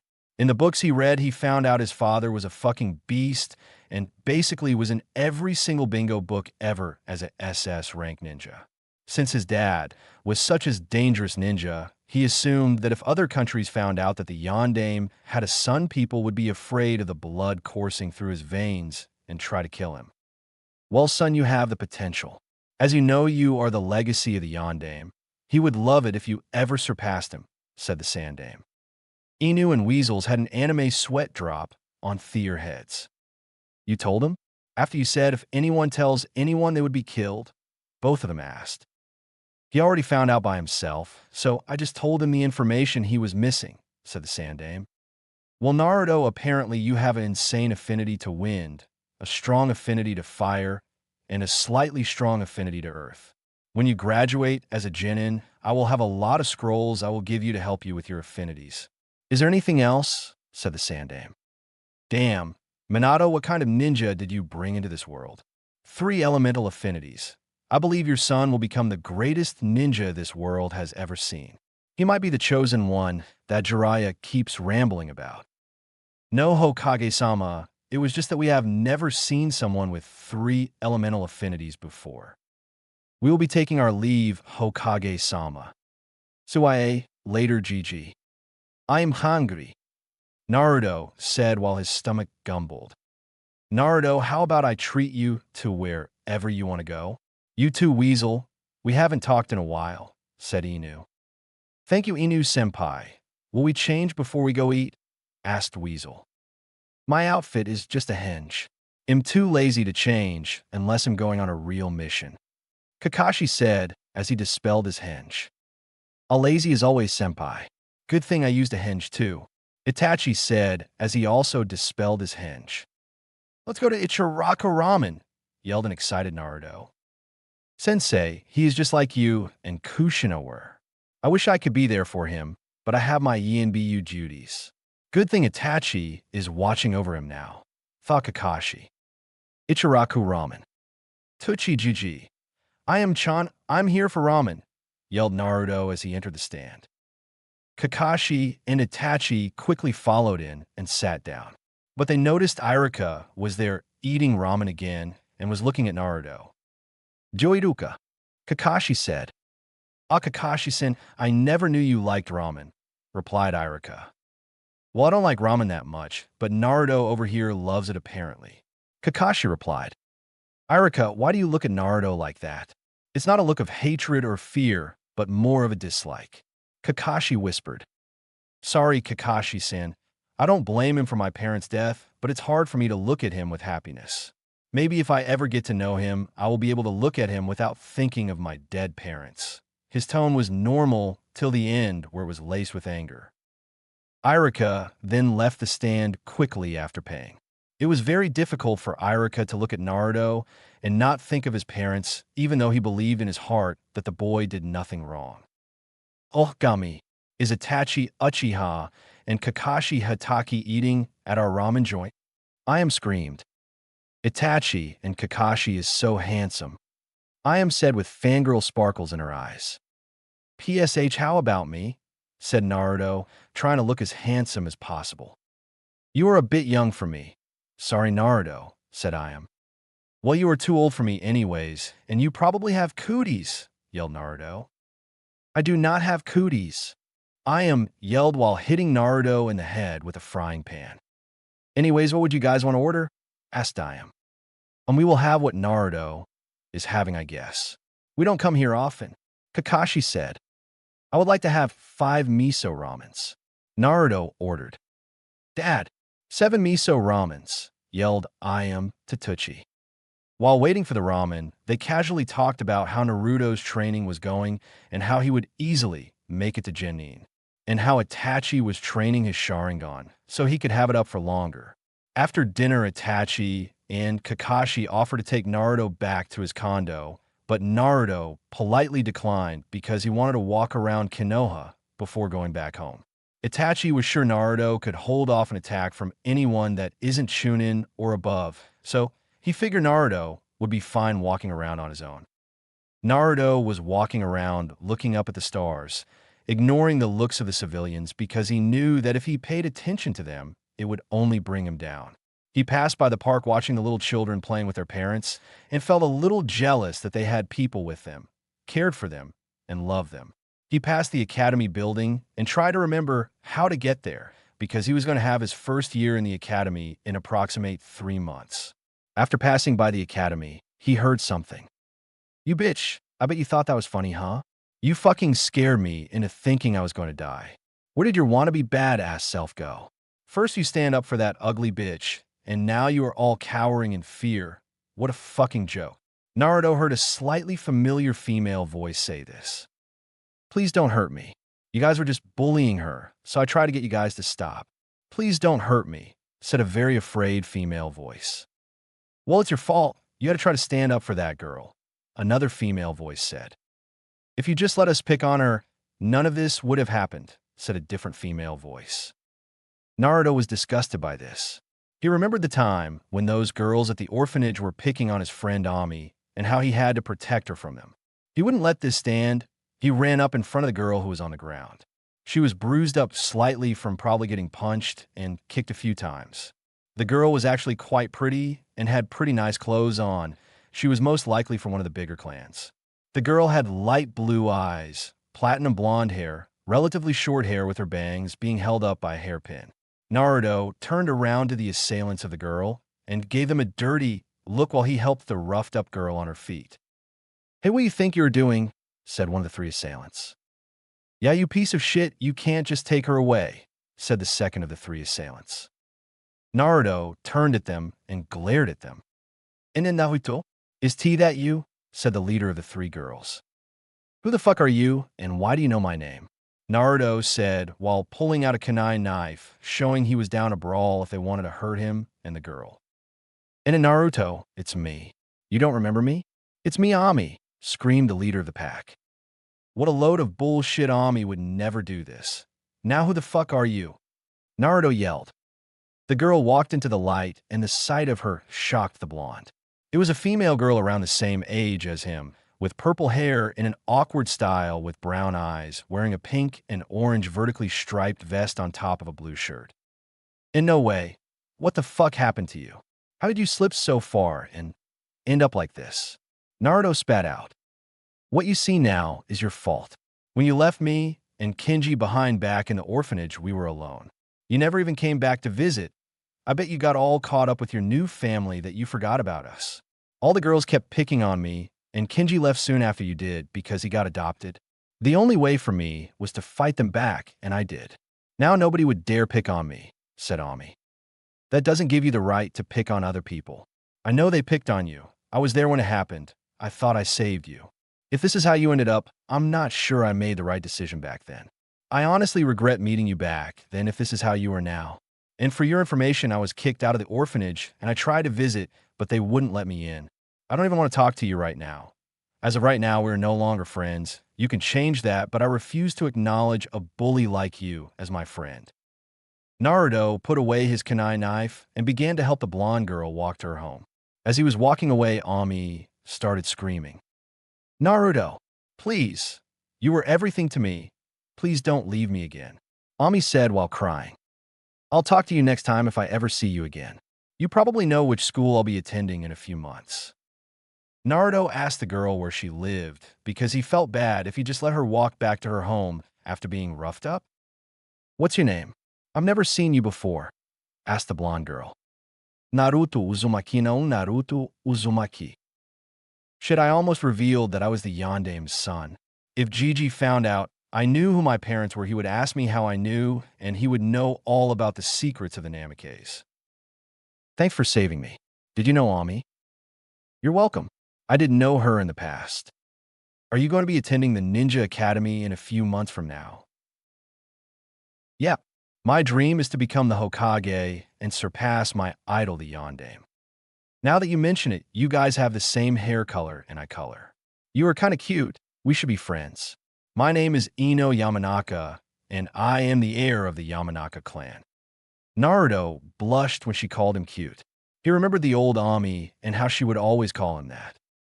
"I would love to be your friend, Yamanaka-heim. My name is Naruto Uzumaki, and I am the heir of nothing."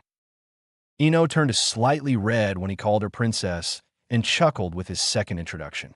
Now that she thought about it, her introduction sounded kind of snobby. "Is this your house? This looks like a flower shop." Naruto asked. "Ha ha ha, I like you. You're funny. My house is over there next to the flower shop." Naruto noticed the sign of the flower shop. "Yamanaka Flower Shop. Do you guys own it?" "Yeah. Now I know where to buy flowers whenever I need them." "Please, you know that you'll just come over to see me," Ino said with a wink. "All right, Yamanaka-heim, we are here. Have a good night. See you whenever I see you." Naruto knocked on the door and waited for someone to open it. A taller-than-average blonde man opened the door and was shocked to see his little girl slightly bruised. Inoichi was very protective of his daughter, but recently she asked permission from him to stay outside a little bit longer to hang out with her friends. He decided to let her have a little more freedom as long as she was home by 7. He got a little worried when it was already 7:30, but then someone knocked on the door. He opened it and found a young blonde boy with whisker marks assisting his bruised-up daughter. He knew who the boy was. Nobody in the village didn't know who the boy was as a Jinchuriki. Inoichi was one of the few who knew about his heritage. In fact, he, along with many clan heads, offered to adopt the boy because of their relationship with his father. Minato was very close with the current clan heads even before he became Hokage. They would often hang out in the Jonin Lounge before the Third Great Shinobi War. They liked him because he was a funny, outgoing guy. The only ones who knew about Naruto's heritage were those who were close to the Yondaime Hokage. But after he died, the Sandaime Hokage told them to keep it a secret since it was the will of the Yondaime. But after seeing his daughter hurt, he threw out all logic and searched for something to blame. "Ino, what happened, darling? Who did this to you? Was it this young man?" asked Inoichi. "No, Daddy, he saved me. Remember Sakura, Haruno?" Ino said. "The pink-haired girl? Did she do this to you?" "No, but I saved her from bullies. She was picking flowers, and a gang of 3 girls started picking on her again and pushed her down. I felt bad for her, so I threw a flower in the leader of the gang's mouth and told her it was poisonous. I saved her, and she became my friend," she said with a smile. But who did this to you?" "It was the gang of bullies that were picking on Sakura. They were mad because they thought they were going to die from the flower. They punched me in the face and pushed me down where I twisted my ankle, and they kicked me like twice before my hero saved me. Thank you for saving my daughter. The Yamanaka clan owes you one. But who did this to you, Ino? Tell me, and I will personally handle this." Right before Naruto could say Ami was the one who beat Ino blurted out, "I don't know their names or anything, but it's okay, Naruto over here punished them," she said with a wink towards Naruto. "Uzumaki-san, would you like to have dinner here in our home, especially because I'm sure Ino has not eaten?" asked Inoichi. Naruto did not even notice that Inoichi called him by his last name when he had not told him what his last name was. He tried to politely reject the offer, but his stomach grumbled. It was awkward for a few seconds until Inoichi spoke up. "Well, I guess your stomach accepted the offer before you did," he said while chuckling. During dinner, Inoichi seemed very interested in Naruto and how he has been so far. Inoichi's wife was also very interested in his life. Ino was very happy that her friend was having dinner with her family. She asked him if he would like to play the next day, since she heard he did not have many friends. Naruto told her that he had free time from 5:30 to 7 p.m. tomorrow because he had special lessons from his private tutor. Inoichi and his wife were surprised that he was already training to become a shinobi before he was in the academy.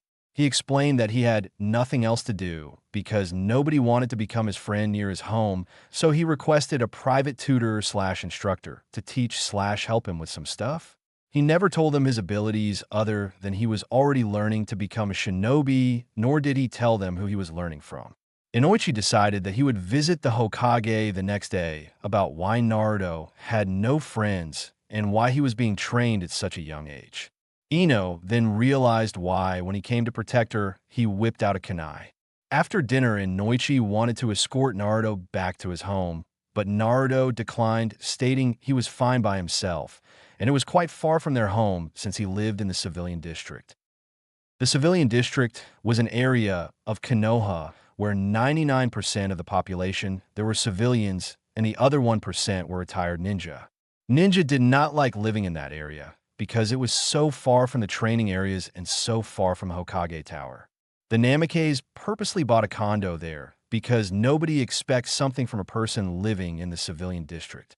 The civilian district was divided into 9 sectors.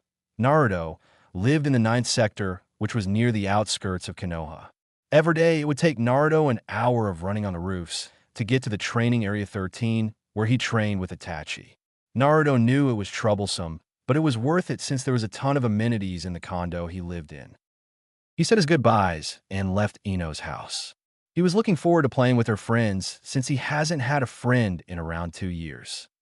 Naruto started his trek back across Konoha to get back to his house when a slightly drunk man approached Naruto. The drunk man was approximately 35 years old. He had grayish black hair that went down to his shoulders, same colored eyes, and a French mustache. Although the man looked quite ridiculous, Naruto knew the man was a ninja because of the forehead protector that he wore around his neck, and he also wore a flak jacket with a Sagi clan symbol on his right shoulder. "Hey kid, do you want to become a ninja?" asked the drunk man. "Yes." "Do you want to know the secret on how to become a strong ninja?" "I smell a Kekkei Genkai." "Shut up, God. I wonder what this guy's secret to becoming a strong ninja is. This guy doesn't look like he is up to something good. I seriously think I'm going crazy. Can you tell me the secret?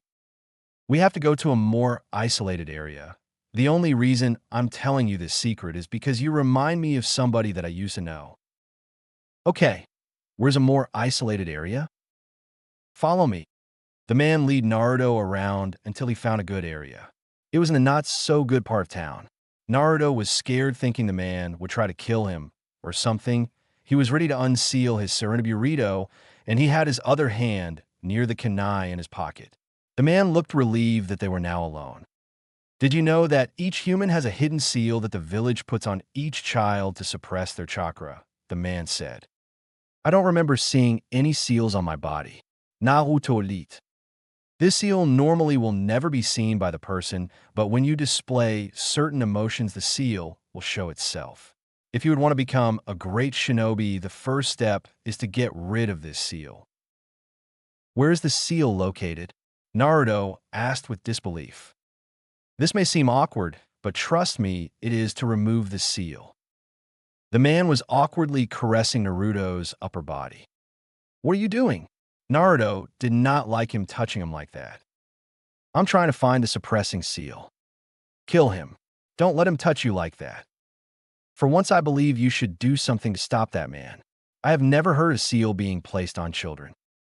Naruto kept his eye on the man. If he would do anything funny, he wouldn't hesitate to unseal his Burrito. This is odd, but it is not on your upper body. Maybe they put the seal on your lower body."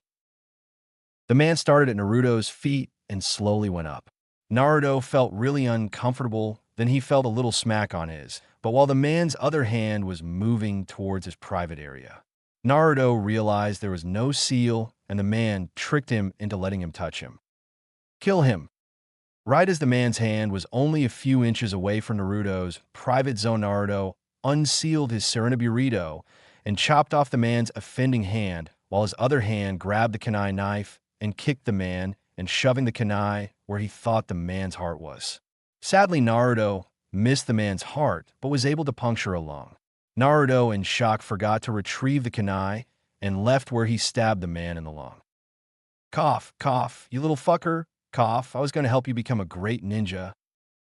"Don't give me that bullshit. I know what you were trying to grab." "Die, you little shit." The man lunged at him with a kunai in his remaining hand. The man was losing blood, and quickly, half of his left arm was cut off, and where he was stabbed in the lung was bleeding like crazy. Naruto blocked the kunai with another kunai he pulled from his pocket. Naruto had the advantage since he had two weapons and two hands still. Naruto made a swipe for his midsection while the man jumped back and only suffered a small cut. The man knew he had to kill the boy quickly and find a hospital, so he was going to try to do a jutsu, but his other hand had been cut off. He realized he couldn't use jutsu, so he would try to overpower the boy. Naruto had a hard time blocking the man's kunai swipes because he had so much power behind it. Instead of blocking, he felt dodging would be a better solution. The man was trying really hard to kill Naruto because he knew time was against him.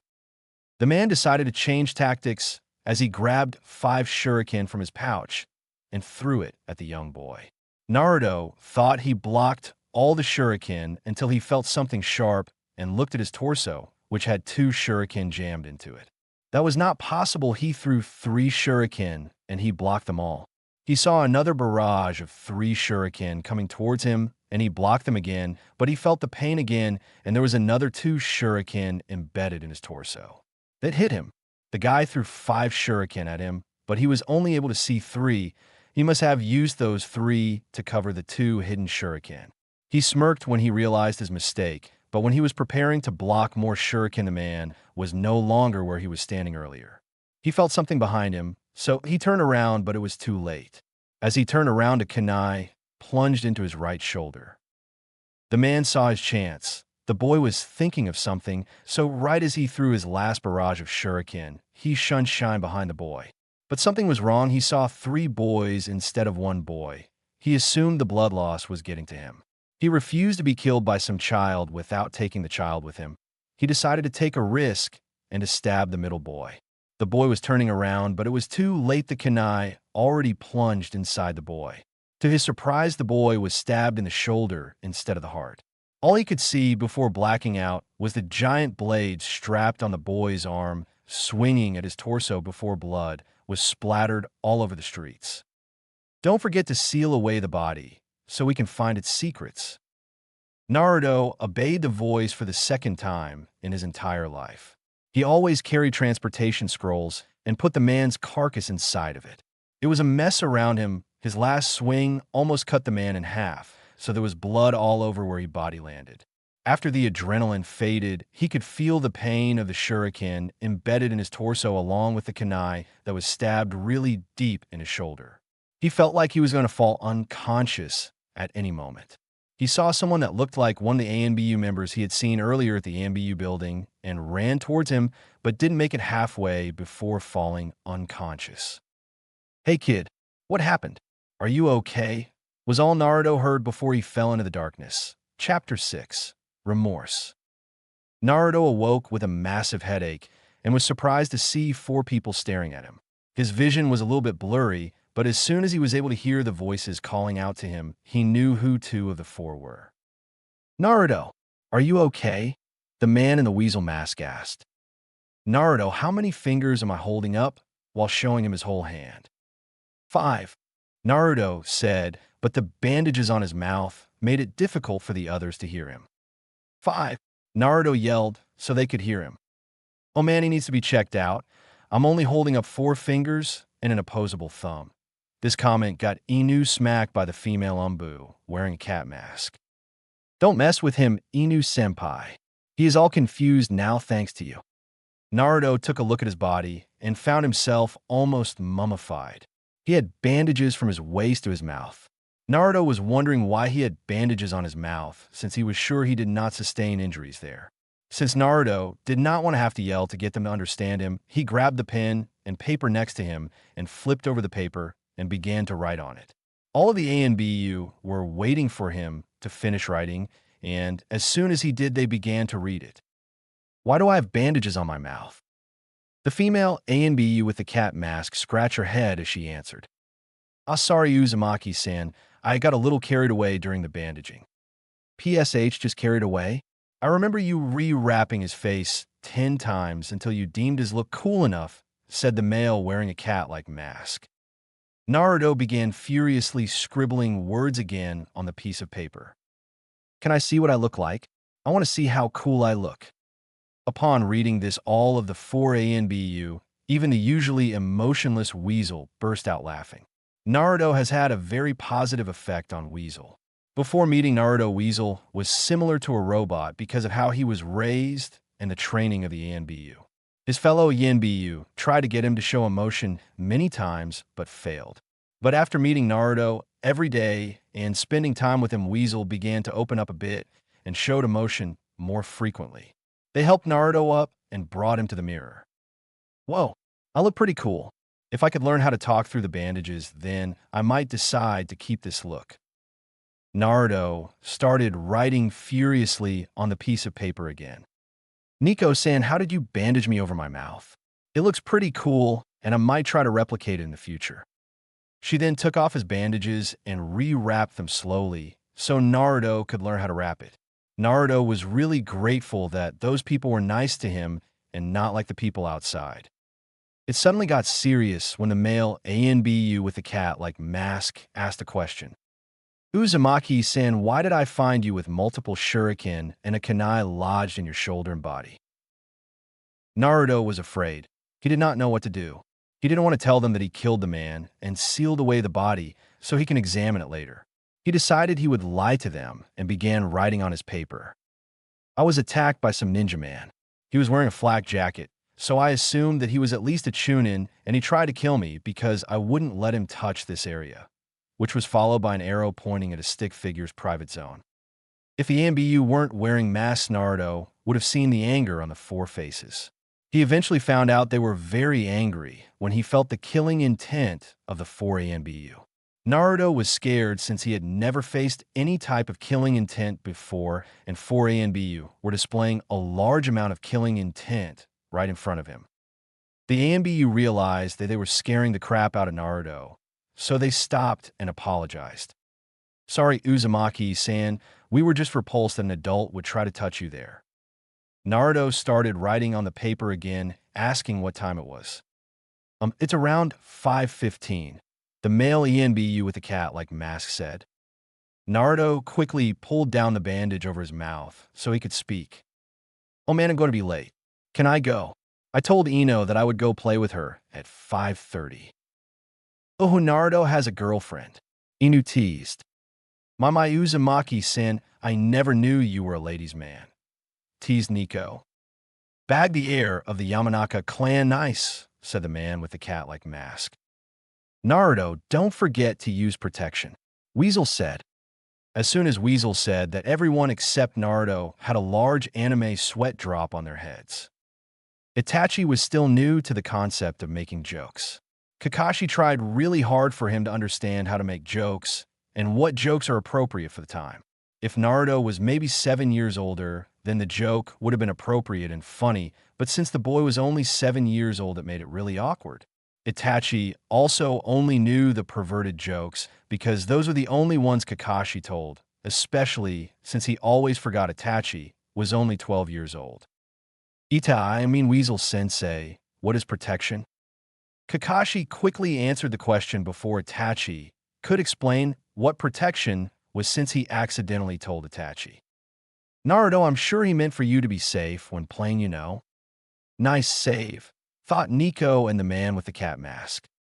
"Okay, I'll be going now," Naruto said before he took off at an insane speed that would make a certain green tights wearing man shout about the next generation's youthfulness. He also made sure to pull up his bandages because he thought it made him look like a super cool shinobi. "Hey guys, want to go grab a drink?" Inu asked. "Sure, let's get changed into our normal attire, then meet outside," said Nico. "Outside? All right, everyone's here. Me, Itachi, Yugao, Tenzo. Okay, let's go." The four ANBU were no longer dressed in the standard ANBU clothes as they went to the Jonin bar, where they were allowed since they were ANBU. Itachi didn't really want to go drinking because his father would get angry if he found out, but he wanted to hang out. The park. Naruto arrived at the park right on time and saw Ino playing with Sakura. He decided that he would be sneaky and try to scare her. He was able to get right behind her without her noticing. "Boo!" Ino jumped and turned around ready to smack whoever was behind her. She turned around and saw Naruto, who was obviously laughing his ass off, all bandaged up and holding his shirt in his other hand. She thought he looked pretty cool with the bandages, but wondered why he was all bandaged up. "Hey Naruto, nice shinobi look. Did you get injured or something from the time you walked from my house to yours?" Naruto pulled down the bandages over his mouth so he could speak. "Oh well, what happened to me is kind of an awkward story, but he'll tell you anyways." He told her about the man who tried to grope him and how the man got mad after he wouldn't let him. He stressed about how the man was a Chunin-level shinobi and stuff to impress her. He also said that he was able to get a few cuts on the guy. Normally, I would say that was impossible, but those bandages seem real, and I have a feeling that you were telling the truth. "Do you only have one friend? Because I swear you said you had multiple friends yesterday," Naruto teased. "Of course the guy who has no friends at all would say that," said Ino angrily. "I'm hurt, Ino. I thought we were friends. I guess I'm just eye candy for you," Naruto said with sad puppy dog eyes until he talked about him being eye candy, then he smirked. Ino would have fell for it if Naruto did not say that last sentence and smirked. "You are just my boy toy, nothing more." "I don't want to be your boy toy. You have COTS," Naruto said as he ran away. "Come back here. I do not have cooties." Sakura finally finished setting up their toys and stuff and wondering where her friend went. Sakura was a really insecure girl because people always made fun of her large forehead. She had no friends except for Ino, and they became friends because she saved her from a bully from school. Sakura finally caught sight of Ino when she saw her chasing some blonde kid who was wrapped up in bandages. She thought it was just a cousin of Ino because she hasn't seen a blonde that wasn't a Yamanaka. Ino realized that they had been excluding Sakura, so she told Naruto to stop running and she would introduce him to her friend. Sakura, this is Naruto. He saved me from getting beat up yesterday. Naruto pulled his bandages down to speak, but by doing so Sakura was able to see him whisker marks. Hello Sakura, my name is Naruto Uzumaki, and may I say your hair color is quite exotic. He held out his hand, and she took it and shook it. The girl blushed since nobody ever complimented her hair color before. Hello Naruto, as you know my name is Sakura Haruno, and your bandages make you look cool. Also, how come you have blonde hair, but you aren't a Yamanaka? What are you guys talking about? Asked Ino. I just introduced myself to her, and she introduced herself to me and asked why I was blonde, but I'm not a Yamanaka. I'm not sure why I'm blonde, and these bandages were from a recent injury I got because I fought a Chunin-level ninja, Naruto said boastfully. I'm not sure why you're blonde either. Only blondes I know are related to me. Why are you sure you aren't lying? I mean, we aren't ninja yet. I wish I was lying then. I wouldn't have had to wrap up my body. After the short introductions and short conversations, they decided to play games. Naruto didn't know what to play with them since he only played ninja at the orphanage. The girls didn't want to play ninja because they would go on the path to become ninja in 3 months. They wanted to play tea party where they would sit down on the ground and pretend to drink tea while talking in an awkward accent. Naruto didn't like the game, but he enjoyed spending time with other kids his age since he had no other friends. After playing Tea Party, they played hide and seek. Naruto almost never got the chance to hide since the girls always wanted to hide. But the girls weren't very good at hiding since they wore dresses that were similar to Disney princesses and they gave away their position. After playing for a while, Sakura's mom came to pick her up. Sakura, it's time to leave. It's almost 7. Her mom yelled. Oh, you made a new friend? Her mom asked after seeing Naruto. Sakura's mom knew who Naruto was, but she asked anyways. Everyone in the village knew who he was and what he contained. Sakura's mom was also one of those who were neutral with the boy. They didn't really pay much attention to him and didn't like seeing him get looked at, but they did nothing to stop it. She was happy he was able to find a friend in her daughter, though. Yamama's name is Naruto Uzumaki. Those bandages you are wearing are pretty cool. I know, right?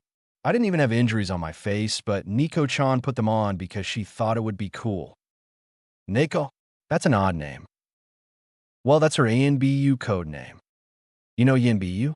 Wow, I guess you want to become a ninja too then. Yep, I know Nico-chan, Inu-san, and Weasel-san. And yes, I will be the greatest Hokage ever and surpass my idol, the Yondaime. Nice dreams, kid. Oksekure, let's go Kropka. After Sakura left, Naruto decided to escort Ino home in case someone would try to harm her. Naruto, remember how you said, I only had one friend? I was just messing with you, Ino. Having one friend is okay, and plus you have me now, so that's 2. You're such a nice person. But I have more friends. They were just unable to come today. They will be coming tomorrow, though. Well, how many more do you have? 1 more, Naruto said with a smirk. Naruto, you can be such a meanness sometimes, Ino said with a pout. You know I'm joking, right?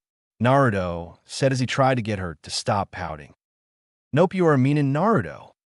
As they were walking back to Ino's house, Naruto heard something around the corner of the building. He told Ino that he thought he heard something and that they should check it out. As they went to check it out, they saw 2 boys pushing around a little girl. What angered Naruto was the boys were wearing shinobi clothing while the girl was just wearing a dress. The girl was a tiny girl with dark indigo hair and was wearing an expensive-looking dress that was damaged from her falling on the ground several times. The girl was different from other people. Her eyes weren't normal. They had a lavender color instead of the standard eye colors, blue, green, brown, etc.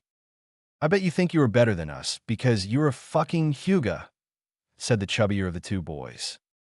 You are pathetic. Are you even Hyuga? The thinner boy said. I thought relatives of Niji would do better than this. Y'all, though that guy thinks he is hot shit, he at least has skill to back it up. I'm sorry. P, please, it don't hurt me anymore, the tiny girl said. What did you say, bitch? Arrogant Hyuga piece of shit. I'm sorry, P, please, stop. I didn't do anything to you guys. You didn't, but your cocky shit cousin did, so we were taking revenge on you, said the thinner boy. Right when the boy finished that sentence, he got a punch in the face which caused him to fly 10 feet. Right after punching the boy in the face, Naruto sweeped the larger boy and mounted him and pounded the shit out of the kid's face. The thinner boy was angry that some kid had the audacity to fight them. You little shit, yelled the thinner boy. The thinner boy shot quickly at Naruto and tried to punch him in the face. The key word was tried. Naruto dodged the punch and hit the boy in the stomach really quick to buy time to unmount off the fat kid. Surprisingly, the fat boy could still stand after the pounding he took. Both of them surrounded Naruto and threw punches wildly. The boys were using the standard Academy Taijutsu style.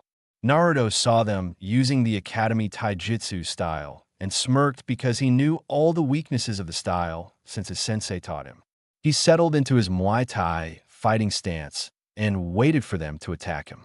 The fat boy went first and tried to land a right straight on Naruto, but Naruto saw it coming and sidestepped it while countering with a left jab, right straight, left hook into a right uppercut combo. The fat kid was shocked by the display of speed and fell on his ass. His partner thought Naruto looked distracted, so he ran at him, trying to punch him, and was surprised when it was blocked by Naruto. The thinner boy panicked and sent a flurry of punches towards Naruto. Naruto tried to dodge them all, but he got hit a few times until he saw a good point to counter. He saw the punch was coming at him too much to the right, so he spun around clockwise and nailed the thinner boy with a right spinning back fist. The two kids were beyond angry. They were furious that some kid who wasn't even an academy student beat them up. They knew they couldn't beat the blonde in a fist fight, so they both pulled out kunai knives. Naruto didn't know whether he trusted them enough to show them his weapon. He decided against it and started forming hand seals. The two boys thought he was bluffing since there was no way a non-ninja could do jutsu. Ram, tiger, monkey, boar, horse, tiger were the seals he performed. I'm only using this jutsu because if I use anything bigger, I might draw unnecessary attention to myself. Gaton, Gaki no Jutsu. This was one of the first jutsu Itachi taught him even before he found out he had a fire affinity. Flashback, 1 year ago. Naruto, I would like to teach you a Uchiha clan jutsu. But Itachi-sensei, wouldn't your clan be mad because you are teaching it to a non-Uchiha? Naruto, I have been your sensei for over a year now.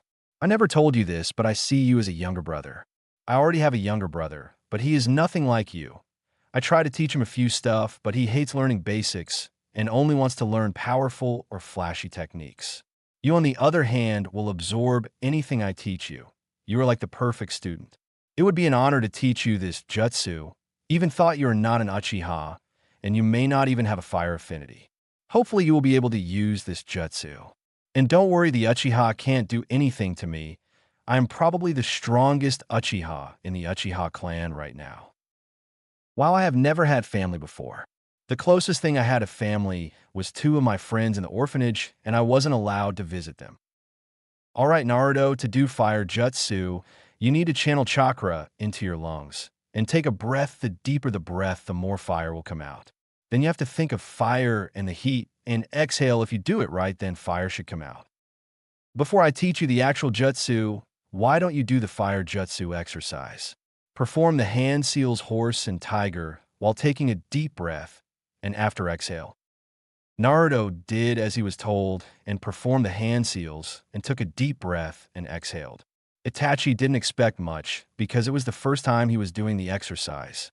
As Naruto exhaled a decent amount of fire that made him look like a miniature flamethrower. Itachi was shocked that he was able to produce fire at all on the first try. Normally there might be an ember or a wisp, but he was able to produce real fire. He asked Naruto to do it again, but this time he activated his Sharingan to see what the boy was doing. The boy listened very well because he did exactly what he was told. He channeled a large amount of chakra into his lungs while taking a deep breath, and when he exhaled, he let the chakra exit his body with the air. Itachi didn't tell him the second part because he wanted Naruto to find out how to do it by himself, and Naruto ended up doing it inadvertently. Wow, good job, Naruto. I didn't expect you to produce that much fire on your first try. I think you're ready for the technique. The hand seals that you use are ram, tiger, monkey, boar, horse, tiger, and do the same thing you just did right now. The jutsu's name is Katan. Gokaku no Jutsu, and the jutsu that I had you perform as an exercise is called Katan. Hibirisa no Jutsu. It is a very ineffective jutsu, but it is good practice for beginners. Naruto performed the seals for the Katan, Gokaku no Jutsu, and exhaled, but was not too impressed with what came out. A medium-sized fireball about 5 foot tall and 5 feet wide came out and exploded in a big fire. Although Naruto wasn't impressed, Itachi certainly was. Not many children could even attempt this jutsu because of the chakra cost. Not to mention, when he himself first tried this jutsu, he was only able to create a small stream of fire. In flashback, the two boys were not expecting anything to come out of the young blonde's mouth. First of all, he wasn't even an academy student yet, and second of all, there was an exclusive Uchiha-only jutsu. To their surprise, a gigantic fireball was shot out of the blonde's mouth and was coming at them at an insane speed. They were able to get out of the fireball's path, but when it exploded, it launched them into the trees, which promptly knocked them out. Naruto had a huge problem now. Things were catching on fire, and he didn't know water jutsu like Itachi did. While he ran around frantically trying to put out the fire, he had two pairs of eyes look at him with wonder. The first was a pair of baby blue eyes, and the second was a pair of lavender eyes. Suddenly, a ANBU with a weasel mask shined in. Naruto, what the hell? I told you not to use that jutsu unless I'm there to put out the fire. Sorry, Ida Weasel Sensei. It's just that those two boys were bullying a small, helpless girl, and I fought them with taijutsu, but they pulled out kunai knives, and I didn't want to unseal my weapon because I have not mastered it yet. Self-defense, I guess I'll let this slide. By the way, nice fireball, man. I saw it all the way from the Hokage Tower. Itachi said before putting out the raging fire with a powerful water jutsu. Thank you, Sensei. I was only able to do that because of your teachings.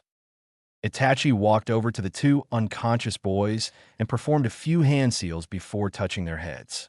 He performed a small memory wipe jutsu to make them forget about Naruto performing the fireball.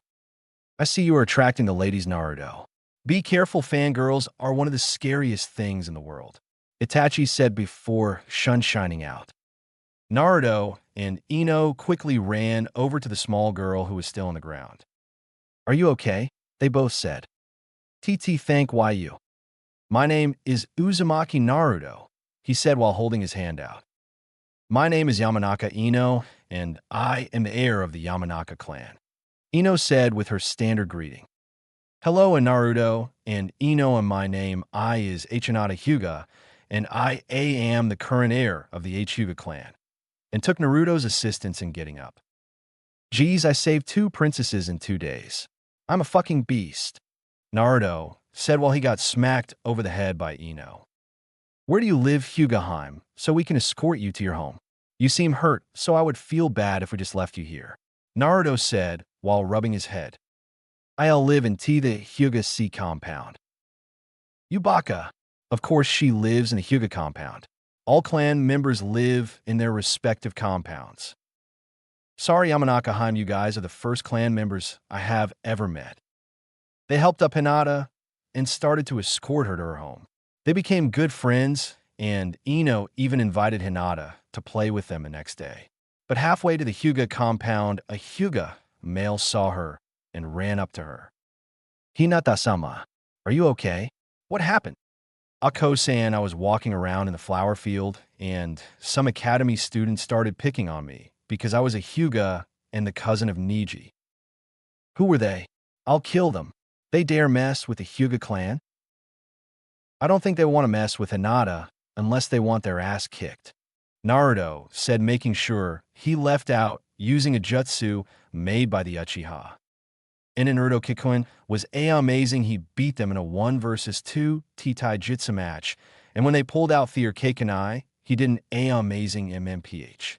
Hinata said before her hand was covered by Naruto's mouth. Hinata-chan, please don't tell anyone I can do that jutsu. It was a jutsu that only Uchiha are supposed to know. Please keep my secret, he whispered into Hinata's ear. Hinata noticed the suffix attached to her name and began blushing. Hinata nodded, and he let go of her mouth. Ko then asked if he could take Hinata home, because apparently she left the compound without asking her father. After Hinata left Naruto, and Ino started walking back to where Ino lived. You never told me you knew how to do ninjutsu, Ino said. You never asked, Naruto said with a smirk. Naruto-kun, will you come play with us tomorrow? A lot more people will be there tomorrow. Of course, and yeah, I guess there will be a lot more people since there's 3 of us, and now there is 4. That is like an increase of like 33%. Naruto said before he took off running. Naruto, Ino yelled while chasing Naruto down the street. Naruto and Ino eventually got to her house and dropped her off. Since he had nothing else better to do, Naruto walked back to his own house. He had not been there in 1 whole day because of the incident the other day. It's time. Time for what?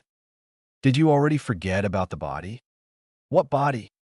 Naruto had forgotten his first kill, because from the moment he woke up until just now, he was with other people, which took his mind off of the events that happened the other day. Now he was alone in his apartment, and he remembered everything. Naruto spent the next 3 hours sitting in a corner crying. Listen to me. He is already dead. You can't do anything about that. Now you have 2 choices. Either just let his body rot and become worthless or extract his Kekkei Genkai. The only difference between the 2 is whether you waste his body or not. I guess I'll do it since he is already dead.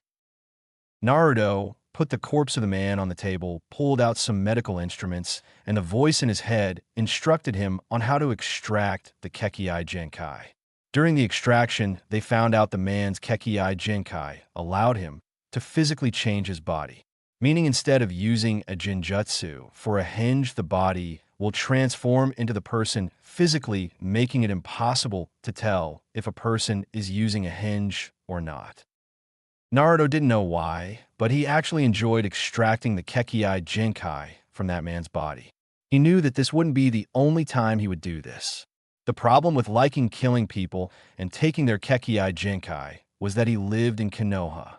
Konoha was a place that loved their Kekkei Genkai, so Naruto made a rule book on who he can kill and who he can't. He decided that he wouldn't kill any Konoha shinobi, children, and pregnant women. But if he ran into already dead corpses that he knew had a Kekkei Genkai, then he would extract it. The time Naruto finished extracting the Kekkei Genkai, it was already around 4 a.m. Naruto tried to get a few hours of sleep before he had to go to civilian school. But he woke up every 10 to 20 minutes from nightmares concerning the man he killed. He would have to talk to someone about this. After school, everyday civilian school is the same. They teach useless things like math, English, science, and history. Naruto was glad this was his last year in civilian school, because he would go crazy if he was a civilian and had to go through 12 years of this. Every day after school, Naruto would head to Training Area 13 and look for their special training area, which has silencing seals and invisibility seals. Training Area 13 Special Training Area. Itachi-sensei, I need to talk to you about something important. Of course, Otudo. What would you like to talk about? What was it like when you first killed someone? My first kill was when I was 8 years old. I was on a C rank mission. It was an escort mission. We were escorting the Fire Daimyo's son, and we were attacked by 2 A rank missing nin. I mastered my Sharingan during the middle of the fight, and my team and I were able to kill them without losing a single member. The 3 Tomo Sharingan really helped a lot. After I killed, I felt really bad. By the way, if you ever kill someone, you should talk to someone about it. If you just suppress the feelings, then the guilt could eat you alive. Do you remember why I was in the Yanbu hospital? Yasum Chunin attacked you because you wouldn't let him touch her, you know. I didn't tell you guys that I killed him. I killed him, Itachi-sensei, Naruto said while crying. You did? I was surprised you were able to live against a Chunin-level opponent. But you were able to kill him? How? Well, he was too distracted trying to touch my sacred area that I got the drop on him. I didn't want to let him touch me, you know? So I unsealed my Burrito and used it to chop off his left hand while stabbing him in the lung with my left hand. After that, I only had to stall and not die because I knew that he was bleeding like crazy and his battle was against time. I also got a good cut on him that almost cut him in half nearing the end of the fight. Burrito, eh? Is that the name of your weird-looking weapon? Yes. It's okay, Naruto, it's okay. It wasn't your fault. If you didn't kill him and you told me who he was, I would have killed him myself. That guy was trash. He was not worthy to live. You did the world a service by killing his pathetic existence. Itachi said while Naruto cried in his arms. You need to be strong, Naruto. This will not be your last time. My Jonin instructor told me that a shinobi must kill his heart in battle, but not let his heart fall into the darkness. It means that in battle you will kill, but don't learn to enjoy killing, because if you do, you will become evil. Thanks, Itachi-sensei, for comforting me. Do you mind if I come visit you sometimes in your house when I need to talk about some things? Yes, of course. Do you know where the Uchiha compound is? No, I just found out about the clan compounds yesterday. Do you know where the military police office is? Yes, I passed by there once. The Uchiha compound is right next to it. You won't miss it. The gate has the Uchiha clan crest on it. Now let's train. I have more fire jutsu for you to learn. After training, park. Naruto immediately ran to the park that he met up with Ino yesterday, right after training. Naruto wanted to get there early, so he can hide in the trees and scare Ino or Sakura, or maybe even Hinata. He climbed up the tree and checked his watch for the time. It was 5:15. He was 15 minutes early, and he would just have to wait for one of the people he knows to show up. After he waited 15 minutes, he realized that there were people waiting there, but nobody that he knew. He decided he would play a different prank since the one he was going to pull wouldn't work as well. He created a shadow clone and sent him to hang out with the people there. Are you guys friends with Yamanaka Ino and Haruno Sakura? I don't know who Haruno Sakura is, but I'm friends with Yamanaka Ino, said a guy wearing a gray jacket with red triangles on his cheeks. I know only Ino. I don't know Sakura, said a sunglasses-wearing child who wore a jacket up to his nose. Same here, said a chubby kid eating chips. Honestly, I wish I didn't know Ino. She is way too troublesome, said the pineapple-headed boy who was laying on the ground. I guess she wasn't lying when she said she had more than one friend. Oh, well, it was fun making fun of her about it. I'm starting to like you already, said the feral-looking boy with the red triangles on his cheek. What are your guys' names? Asked Naruto. My name is Inuzuka Kiba, and my mom is the clan head of our clan. Your mom? I thought all clan heads were male. Well, the Inuzuka clan's head is whoever is the alpha of the pack. Currently, my mom is the alpha, but I'm going to be the alpha when I grow up. My name is Aburame Shino, and I am the heir of the Aburame clan. My name is Akimichi Chuji, and I am the heir of the Akimichi clan, and I love food, he said while eating chips. My name is Nara Shikamaru, and I am the heir of the Nara clan, and introductions are too troublesome. Nice to meet you guys. Geez, why does everyone I know that is my age an heir or something? Well, my name is Uzumaki Naruto, and I am the heir to nothing. But I will become the Hokage one day for sure. Hokage, yeah? Too troublesome. I hear the Hokage gets whatever food he wants for free. I admire your dream, Uzumaki-san. Hokage, yeah? Good luck, man. Hey guys, I'm gonna pull a prank on the girls as they get here, okay? What you gonna do? Asked Kiba excitedly. As Kiba asked, three girls walked from the direction that Naruto was hiding.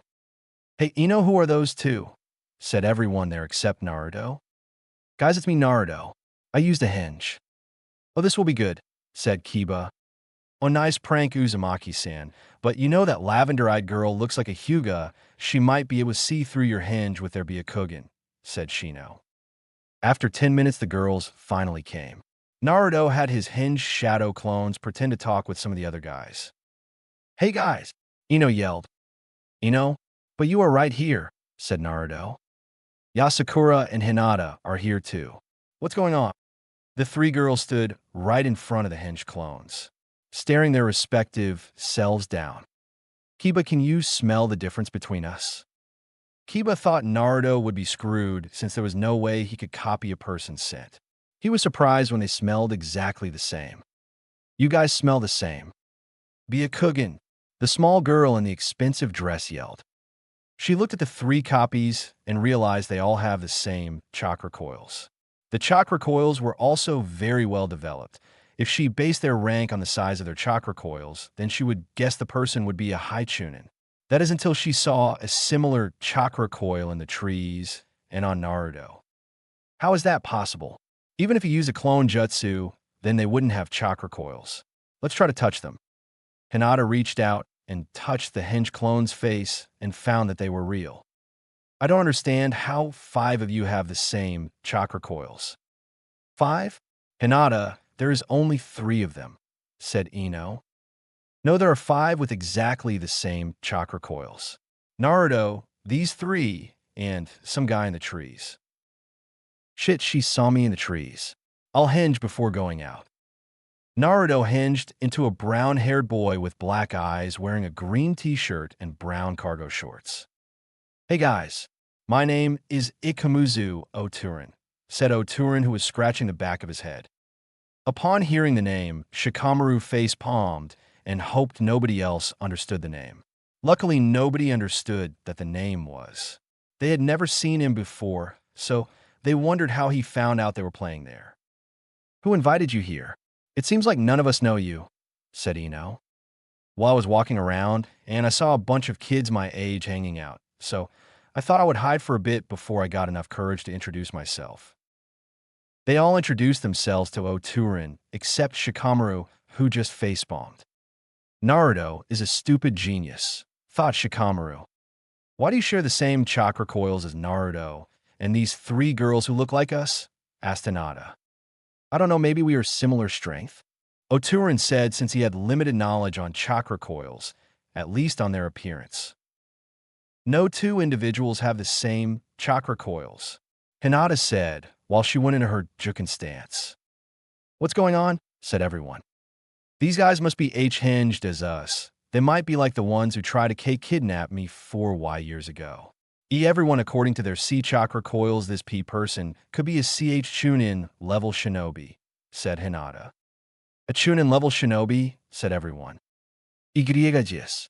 I think they did something with Naruto-kun and hinged into him. Where is Naruto Kun?"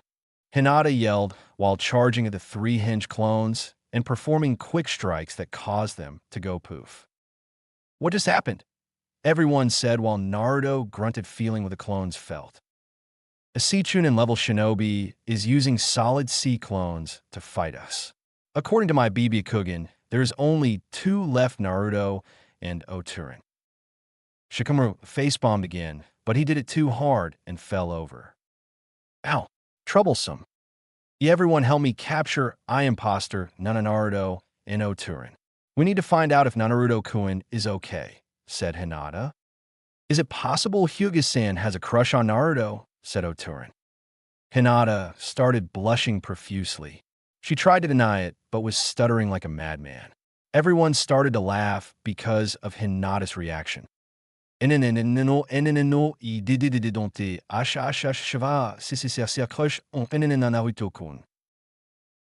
I'm Naruto-kun now, said Naruto. Hinata turned as red as a tomato and passed out. Everyone went to go check her out because they were worried something might have happened. "Why did you have to tease her like that?" Ino said before punching Naruto in the face, causing the clone to poof. "What the fuck?" Kiba yelled. "Ino, did you just kill Naruto?" Chuji said, confused. "Uzumaki-san, what happened to him?" "Naruto is a genius," Shikamaru said while clapping. Everyone was really confused before they started looking at Oturin. They ganged up on him and cornered him. "Oturin, tell us exactly what's going on. Did you kidnap Naruto and make clones hinged as him and us three. How did you even make a hinge of us three without knowing us? Ino said. Shikamaru's face planted on the ground. I guess my prank is over. Aye. Naruto released his hinge, and everyone was shocked and confused. What? But what? Said Kiba. Uzumaki-san, that was quite sneaky of you, said Shino. I couldn't believe you guys didn't know Turin was Naruto, said Shikamaru. Naruto, do you have food on you? I ran out of chips. Naruto, you jerk, Ino said before chasing him around the park. Hinata woke up and sat next to Sakura. What happened? Where did Oturin go? Apparently Oturin was Naruto in a hinge. Naruto is truly amazing, Hinata said with sparkles in her eyes. I saw a guy yesterday. He was really cool. His name was Uchiha Sasuke. I tried to invite him to play with us, but he said he had no time for games. On Uchiha, what was he doing? Hinata asked, wondering if the boy knew how to do fire jutsu like Naruto. He did this really cool kunai throwing move. It was insane how accurate he was, said Sakura with sparkles in her eyes. After Ino finally calmed down, they had a vote on what games they wanted to play. There were 4 guys and 3 girls, so the guys used the advantage to play ninja. They made a quick rule that real ninja techniques were not allowed since they saw a little bit of what Naruto could do. Naruto really liked the guys he was hanging out with. Kiba was like a bro to him, Shikamaru was pretty lazy, but he was pretty chill. Chuji would have eating competitions with him once in a while, and Shino was a pretty nice dude. He also had a pretty good relationship with the girls since he saved 2/3 of them, and Sakura and him were kind of friends. After a long day, he decided to visit his sensei to just talk about some things. Uchiha Compound. Upon reaching the Uchiha Compound, he heard the clanging of steel. He thought a ninja fight broke out, and people were trying to kill each other, so he wanted to go watch. Sadly, there was no fight, and in the middle of the trees, some kid was throwing his kunai knives at many different targets at once. What caught Naruto's eye was that he had to bounce kunai off of each other to hit the hidden target, but he kept missing the hidden target and cursed at the failure. Hey, nice shuriken jutsu. You don't see many kids our age that are already training to be a ninja. Thanks. My name is Uchiha Sasuke, and my brother taught this to me a few weeks ago. I'm trying to get it good so he will be proud of me. My name is Uzumaki Naruto. Oh, by the way, do you know where Itachi Uchiha's house is? He is my brother. Why do you need him? I just wanted to talk to him.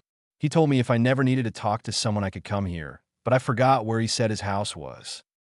I'm basically done training, let's go.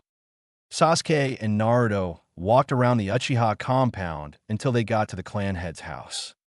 Hey mom, dad, this is Uzumaki Naruto. Apparently Itachi told him he could come by and talk if he needed to talk to someone. Hello Uzumaki-san, welcome to our home. Have you eaten? Asked Mikoto. Sorry Uchiha-san, I already have. Well, Uzumaki-san Itachi's room is upstairs in the second room. You won't miss it. He also put his name on the door, said Fugaku. Fugaku was not a fan of the nine-tailed Jinchuriki when they were informed of him 7 to 8 years ago. But after hearing that the seal is legit from Jiraiya Konoha's resident seal master, or was Konoha's resident seal master before he left, he was surprised how polite the boy was considering how the boy was raised in the orphanage. He decided he would want to get on the boy's good side because he might be of use when they actually go through with the coup d'etat they had been planning for a while. Mikoto knew the boy's mother personally and was even her best friend. She wanted to take care of the boy, but the council comprised of Hamura Mikitato and Koto Yutan recommended that he go live in the orphanage because it would give the clans too much power if he were to be adopted by a clan. As much as Hiruzen wanted for Naruto to go be adopted by old friends of Minato or Kushina, he knew that Naruto would have to be raised in the orphanage because he is a Jinchuriki. Mikoto was glad that her best friend's son was okay and seemed pretty happy, but she wished she could do more for the boy.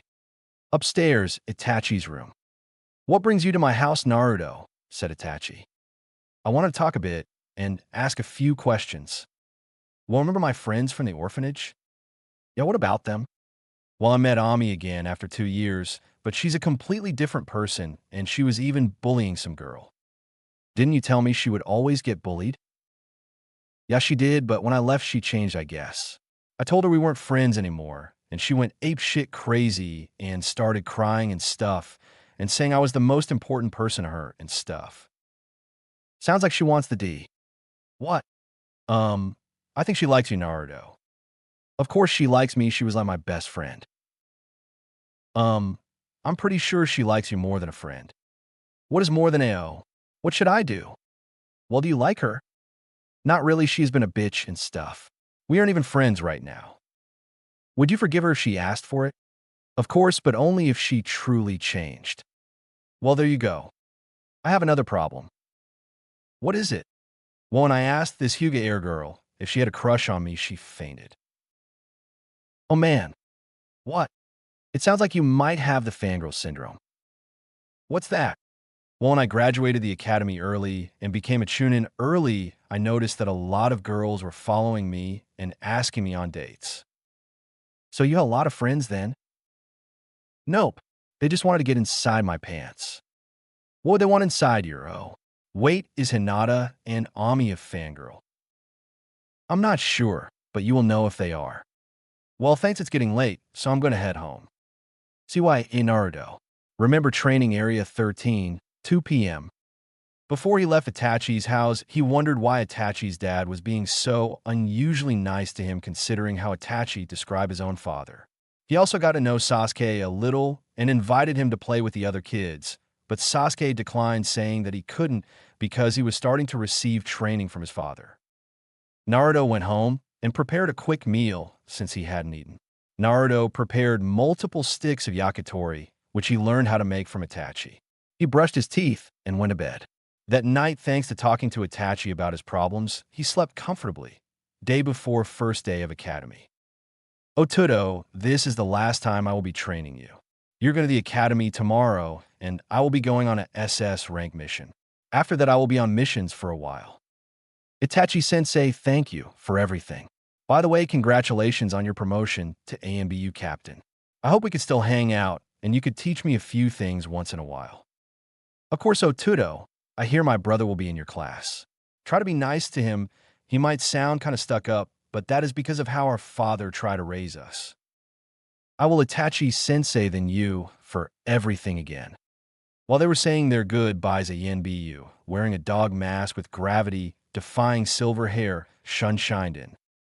Joe, good luck being the ANBU captain. Starting tomorrow, I will only become a regular Jonin and maybe take on a Genin team if they pass my test, said Inu-san while removing his mask. In Kakashi-san, since Weasel-sensei can't teach me anymore, can you teach me some techniques? Weasel-sensei taught me a lot of fire jutsu, but you may be able to teach me some earth or wind jutsu. Good. Where do you and Weasel normally train?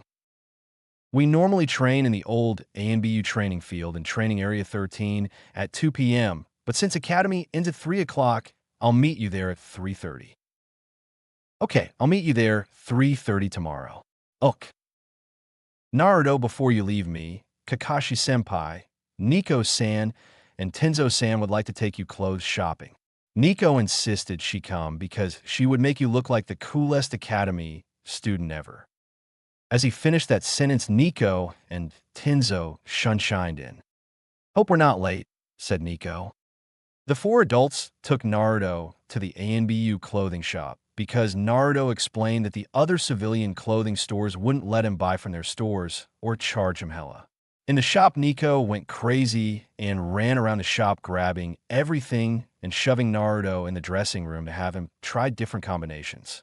Naruto tried on many different clothes until he found two sets that he really liked. The first set of clothes had a black armor vest with a black long sleeve shirt underneath with armored bracers on his left hand, plate skirt with 3 plates, one on each side of the leg and one protecting the private parts, with baggy pants that are bandaged near the bottom under the plate skirt, and armored boots that almost go up to the knee. The second set of clothes is a lot lighter than the first set, but offers way less protection and swag. The second set of clothes consists of a plain black long sleeve shirt with a V-neck covering a metal mesh shirt, baggy pants bandaged on the thigh and below the knees, and a black pair of ninja sandals. They also purchased a very large black scarf if Naruto ever decides to switch it up between bandages and the scarf.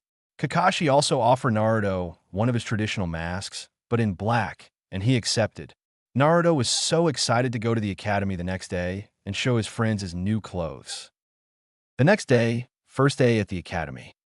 The next morning, Naruto quickly put on his first set of clothes and put on Kakashi's mask and the scarf he bought since he didn't have the time to put on bandages. He quickly prepared his breakfast, ate it, and took off for the academy.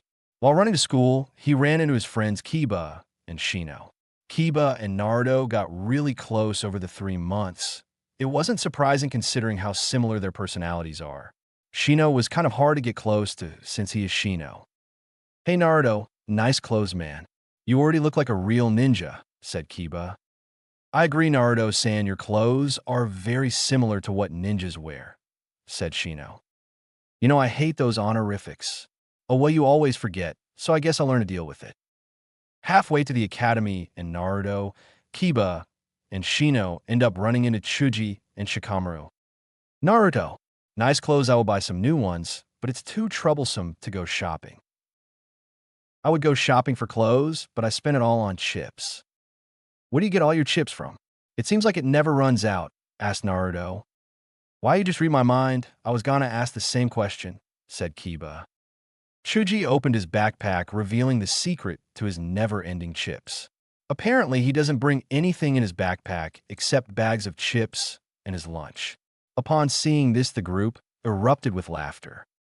After a short, while the group of friends finally arrived at the academy. For some weird reason, there were people swarming an announcement post.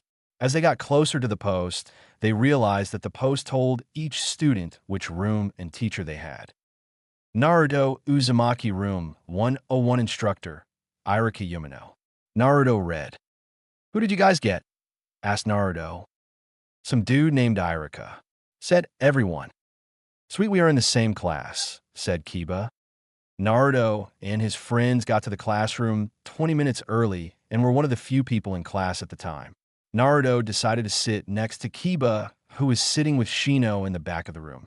Right in front of them was Shikamaru and Chuji. 5 minutes later, everyone in the classroom 101 felt the ground shake.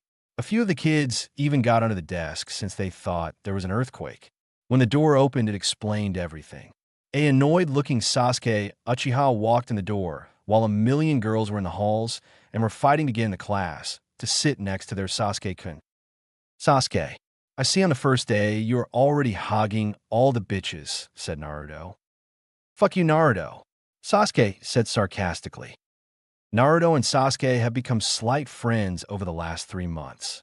Sasuke's dad tried really hard to get the boys closer. Sasuke had once been forced by his father to Naruto's invitation to go play with the other kids. When he showed up there, Ino and Sakura saw him and turned into his fangirls instantly. After that, he avoided going to play with the other kids and preferred to just hang out with Naruto. To Naruto, Sasuke was kind of a friend, but he was slightly distant, but to Sasuke, Naruto was his best friend since he was his only friend. Sasuke had been a loner before he met Naruto, but since he didn't know what friends did, he was slightly distant. "What would your dad say if he heard you talking like that?" Sasuke paled before he answered back. "He would say I've been hanging out with you too much," Sasuke said with a smirk. Sasuke was only able to say so much before he got swarmed by the fangirls who managed to get into the classroom. There was not a single seat near Sasuke that wasn't occupied by the fangirls.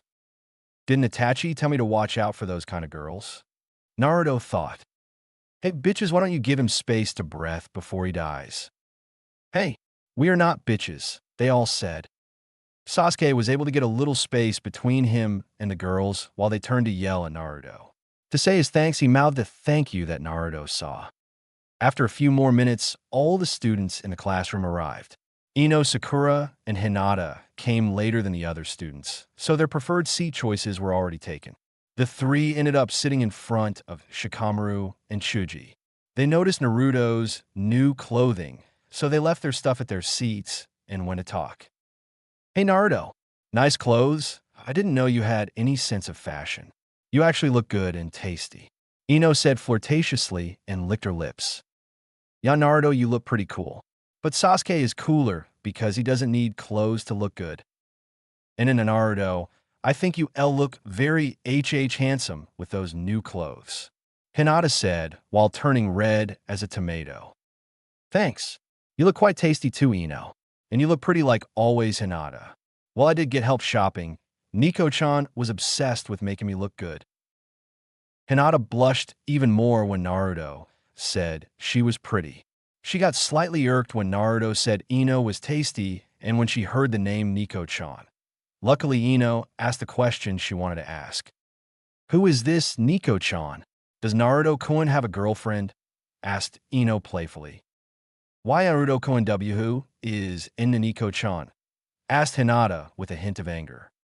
No way Nico-chan is a girl I know in EMBU. She's like 20. Naruto said. Whoa, Naruto, I didn't know you liked older women. Kiba said. Upon hearing this, everyone who was friends with Naruto except Hinata laughed. Hinata did not like hearing that Naruto possibly liked older women. Seconds later, everyone in the class heard the sound of a book slamming on a desk and turned around to look at what happened.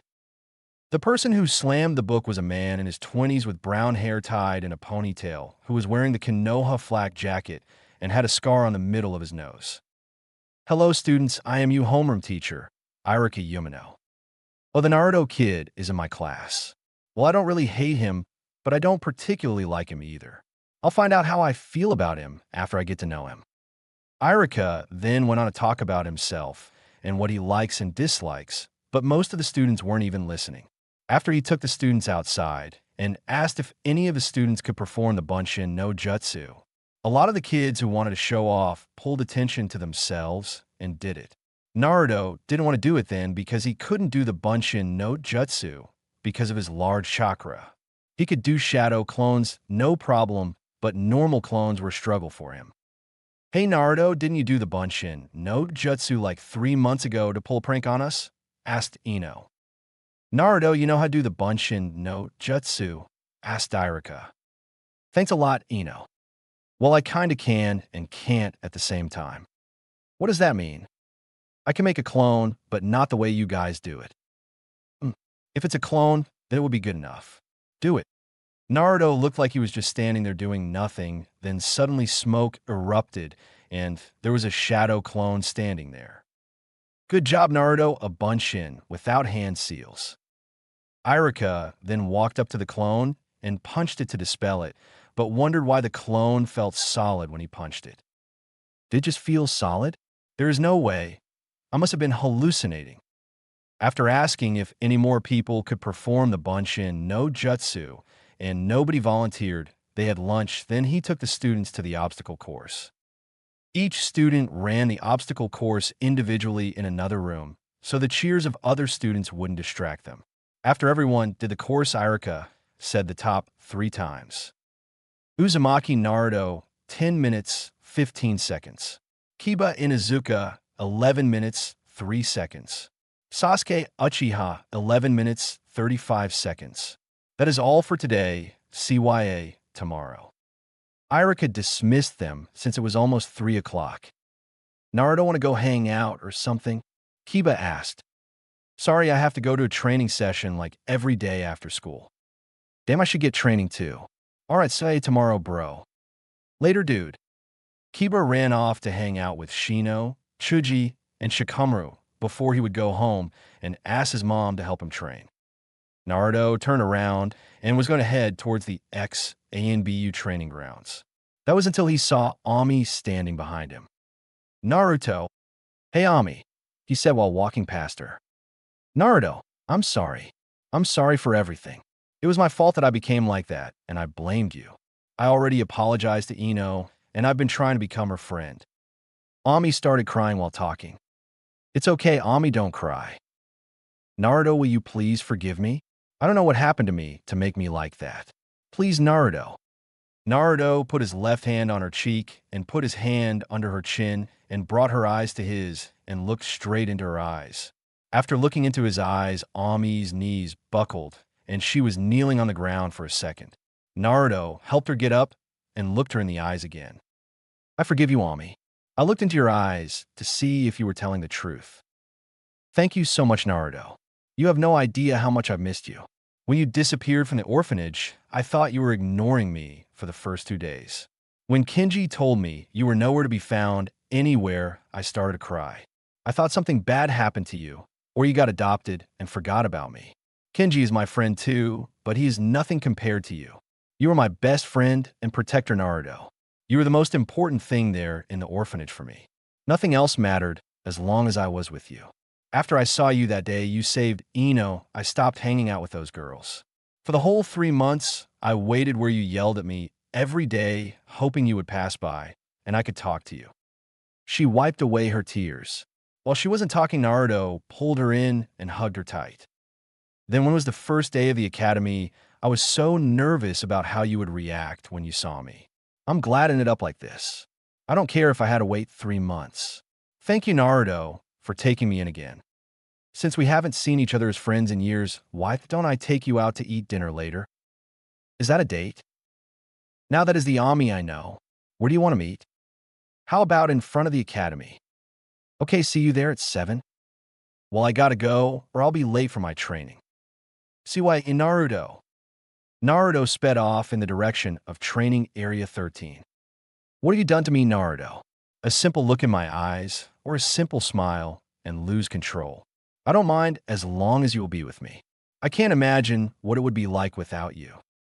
Secret area in training area 13 aka X ANBU training grounds.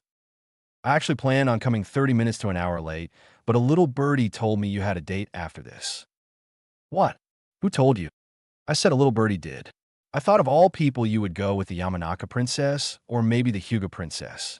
Yes, I know how little Miss Hyuga looks at you. Whatever. What are you going to train me in? Catch. Kakashi threw a scroll at Naruto. Naruto caught it and opened it, and inside were a lot of earth jutsu. I'm giving you this so you can train by yourself since the Hokage will try to slap a Genin team on me. So if you notice I'm not here that day, you should train by yourself. Thank you, Kakashi-sensei. Itachi-sensei gave me a scroll with a bunch of fire jutsu too. I can help you with both fire and earth jutsu since I have copied many of both jutsu, but I can't help you with your wind. I recommend learning how to do earth jutsu first. So if I'm not here, you can still train earth jutsu. Okay, so how do I do earth jutsu? Fire was pretty easy for me. Okay, for fire jutsu, you remember how you put chakra into your lungs and blew it out? Yes. Well, for earth jutsu, there are 2 ways. The first way is to channel chakra into your hand while you do the hand signs and slam your hands on the ground. The second way is to channel your chakra into one of your feet while you do the hand signs and slam the foot on the ground after. The hands is more effective for beginners, but using your legs is faster and safer. Some earth jutsu are weird and don't need hand seals. Look at Doton, Shinju Zanshu no Jutsu. It requires no hand seals, only that you coat your body in chakra and try to turn the outer edge into earth chakra. If you do it right, it should look like this. Kakashi looked like he melted into the ground. After a few seconds, he grabbed Naruto's legs and pulled him down, so only his head is sticking out. Pretty cool, eh? Yeah, but can you let me up now? Try to get out using the jutsu. Naruto was having a hard time. Earth jutsu were fairly difficult for him to learn since he wasn't sure how to turn his chakra into earth chakra. Then it hit him. When he was doing fire jutsu, he would think about fire before expelling his jutsu. He assumed that if he thought about earth while his body was coated with chakra, then the same thing should happen.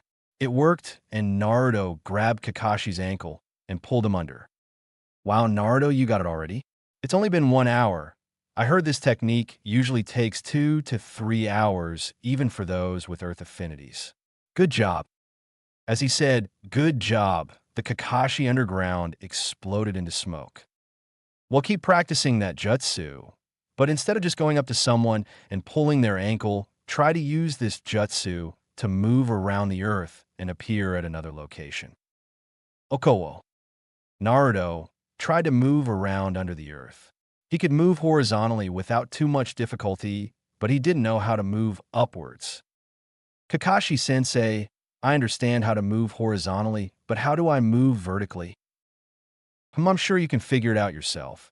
It's better if you do anyways. Naruto spent 2 hours underground, not knowing how to move upwards unless he could grab something. He tried everything from making the chakra, cloaking his body normal chakra. After another 30 minutes, he learned how to get out without grabbing something, but it wasn't what Kakashi wanted. To do this, he stuck his hand out of the ground and changed the chakra type on his hand and used his hand to pull the rest of his body out. Oh snap, you're going to be late for your date. What? You'll be late if you go home to take a shower. But I'm all dirty. No problem, I know a few water jutsu. Suetun, Mizurappa. A wave of water hit Naruto and cleaned him up, but he was drenched. I'm drenched now. Now what? Since you can't use wind jutsu, why don't you coat your body with fire chakra to evaporate the water? Good idea, sensei. Naruto channeled fire chakra into his body and looked like he was going to turn into a Super Saiyan. It worked and dried his clothes. Gotta go, sensei. See what? Naruto said as he ran towards the academy. Front of academy. I wonder where he is? I hope he doesn't stand me up. What time is it? Oh, it's not even 7 yet. God, why am I so nervous? This isn't even a real date. Omi-ton. Naruto yelled as he was running. Naruto-kun, where are we going? Well, I invited you to dinner, so where do you want to go?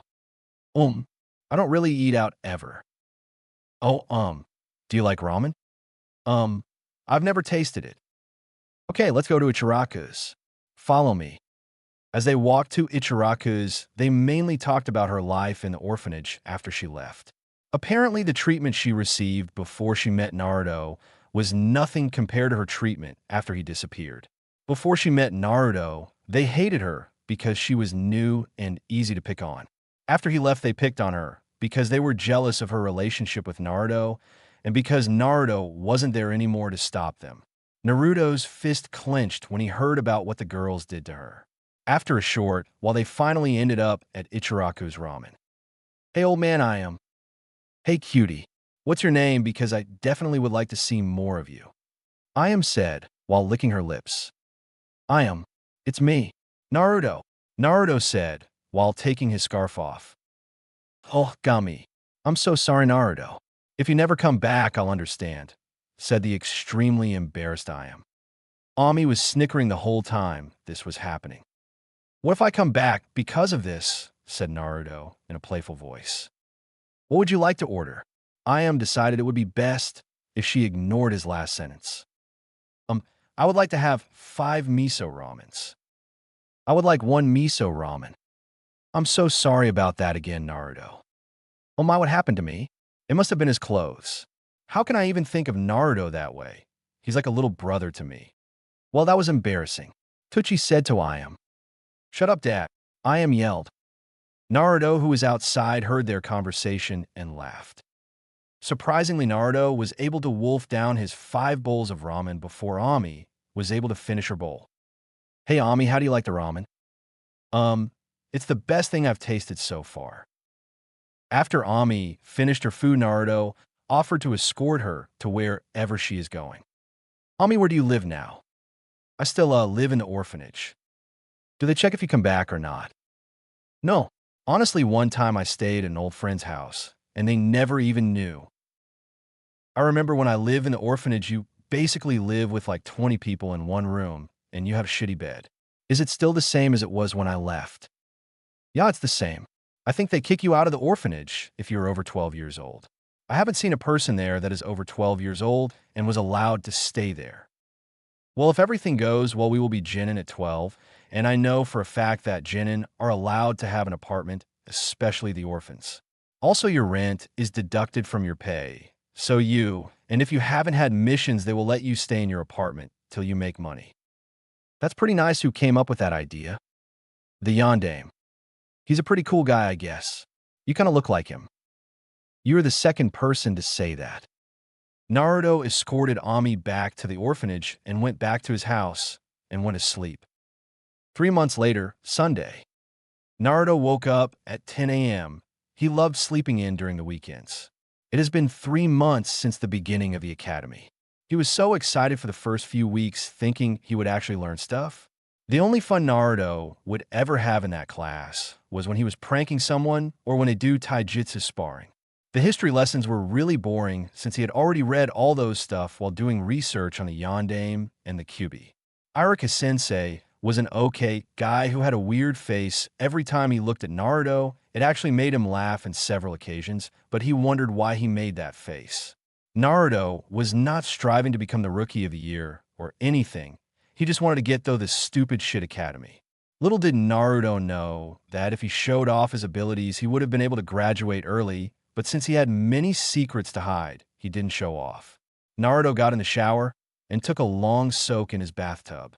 Naruto dried off and went downstairs to the kitchen to eat breakfast. He cooked a standard breakfast, sunny-side-up eggs, bacon, and toast.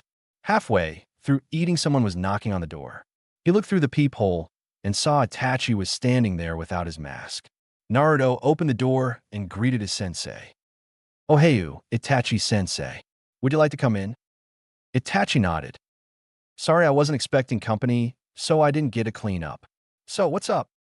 "Naruto, I came here to give you these. And I will be going on a SS rank mission tomorrow. I just wanted to ask you some stuff." Itachi handed over 3 sealing scrolls. Naruto unsealed one of the sealing scrolls, whatever was sealed inside, and approximately 50 scrolls fell out. The scroll you unsealed contained every single fire jutsu in the Uchiha have copied that was recorded. The other sealing scrolls contain jutsu for wind and earth, but I recommend finding a person who uses wind jutsu to help you with it. I don't know what to say. Are you sure the Uchiha are okay with you giving me this? And you can ask me anything. I copied the scrolls and left the copies in the Uchiha library. Naruto, do you trust me? Yes, with my life. You are like an older brother to me. Can I ask that whatever happens tomorrow, that you'll never forget me and believe that whatever I will do has a reason? Also, can I ask you to watch over Sasuke and make sure he doesn't do anything stupid? I will never forget you, sensei. Also, everything you have ever done was with reason. I'll watch over Sasuke, but will you promise to come back? Naruto, I don't know if I could do that. SS rank missions are insanely dangerous and are considered suicide missions. Why did you accept such a dangerous mission? For the good of the leaf. Naruto, has the Sandaime told you about the will of fire yet? No. What is this will of fire? It is the belief that every Konoha shinobi will fight to protect the village and its inhabitants no matter what. It is the uncontrollable urge to fight to protect your home. Wow, is it real? Well, not all Konoha shinobi have the will of fire, but those that do are usually end up as legends, such as the Shodaime, Nidaime, Sandaime, Yondaime, and all the countless heroes on the Memorial Stone and Tsukumo Hatake. Who is Tsukumo Hatake? According to the villagers in the Memorial Stone, he is not a hero. But to every shinobi that has seen him in action and has met him in real life, he is a legend. The reason the villagers don't see him as a hero was because he was on an SS rank mission and was unable to complete it in order to save the lives of his fellow ninja. I personally have never met him, but I greatly respect him for his actions. Sadly, he took his own life after being disgraced. Wait, isn't Kakashi-sensei's last name Hatake? Yes, it is. He is the White Fang's son, and he committed suicide in front of Kakashi himself. Naruto felt sad that his sensei had to lose his father in that fashion. No child should ever see their parents commit suicide in front of them. Well, Naruto, I have to go prepare myself, since this is a very dangerous mission. Remember, Otudo, what you promised. Itachi left Naruto's home feeling sad that the mission he was about to do the next day would force him to leave the village. He loved his family and his clan, but the safety of the village greatly outweighed that. He was sad he wouldn't be able to see both of his little brothers grow. It was kind of weird, but he felt closer to Naruto than his own little brother. He saw some of himself in that boy, and the mission he received from the Hokage helped him form such a tight bond with the kid. Itachi went to go to his house and sit in his room to meditate. He needed to kill off all emotion before he performed his SS rank mission. He needed to become a cold-blooded killer. He needed to be ruthless and merciless. Naruto finished eating his breakfast and went to the park since all his friends are going to be there. When he got there, they just hung out and walked around and played a few games. After the day was over, they all said their goodbyes and went to their respective homes. They had no idea of the shitstorm that was on its way to Konoha. After school, next day, Sasuke had a big grin on his face as he walked near the river. This has been the best day of his life so far. First, the majority of his fangirls caught some sort of illness and was not there at school.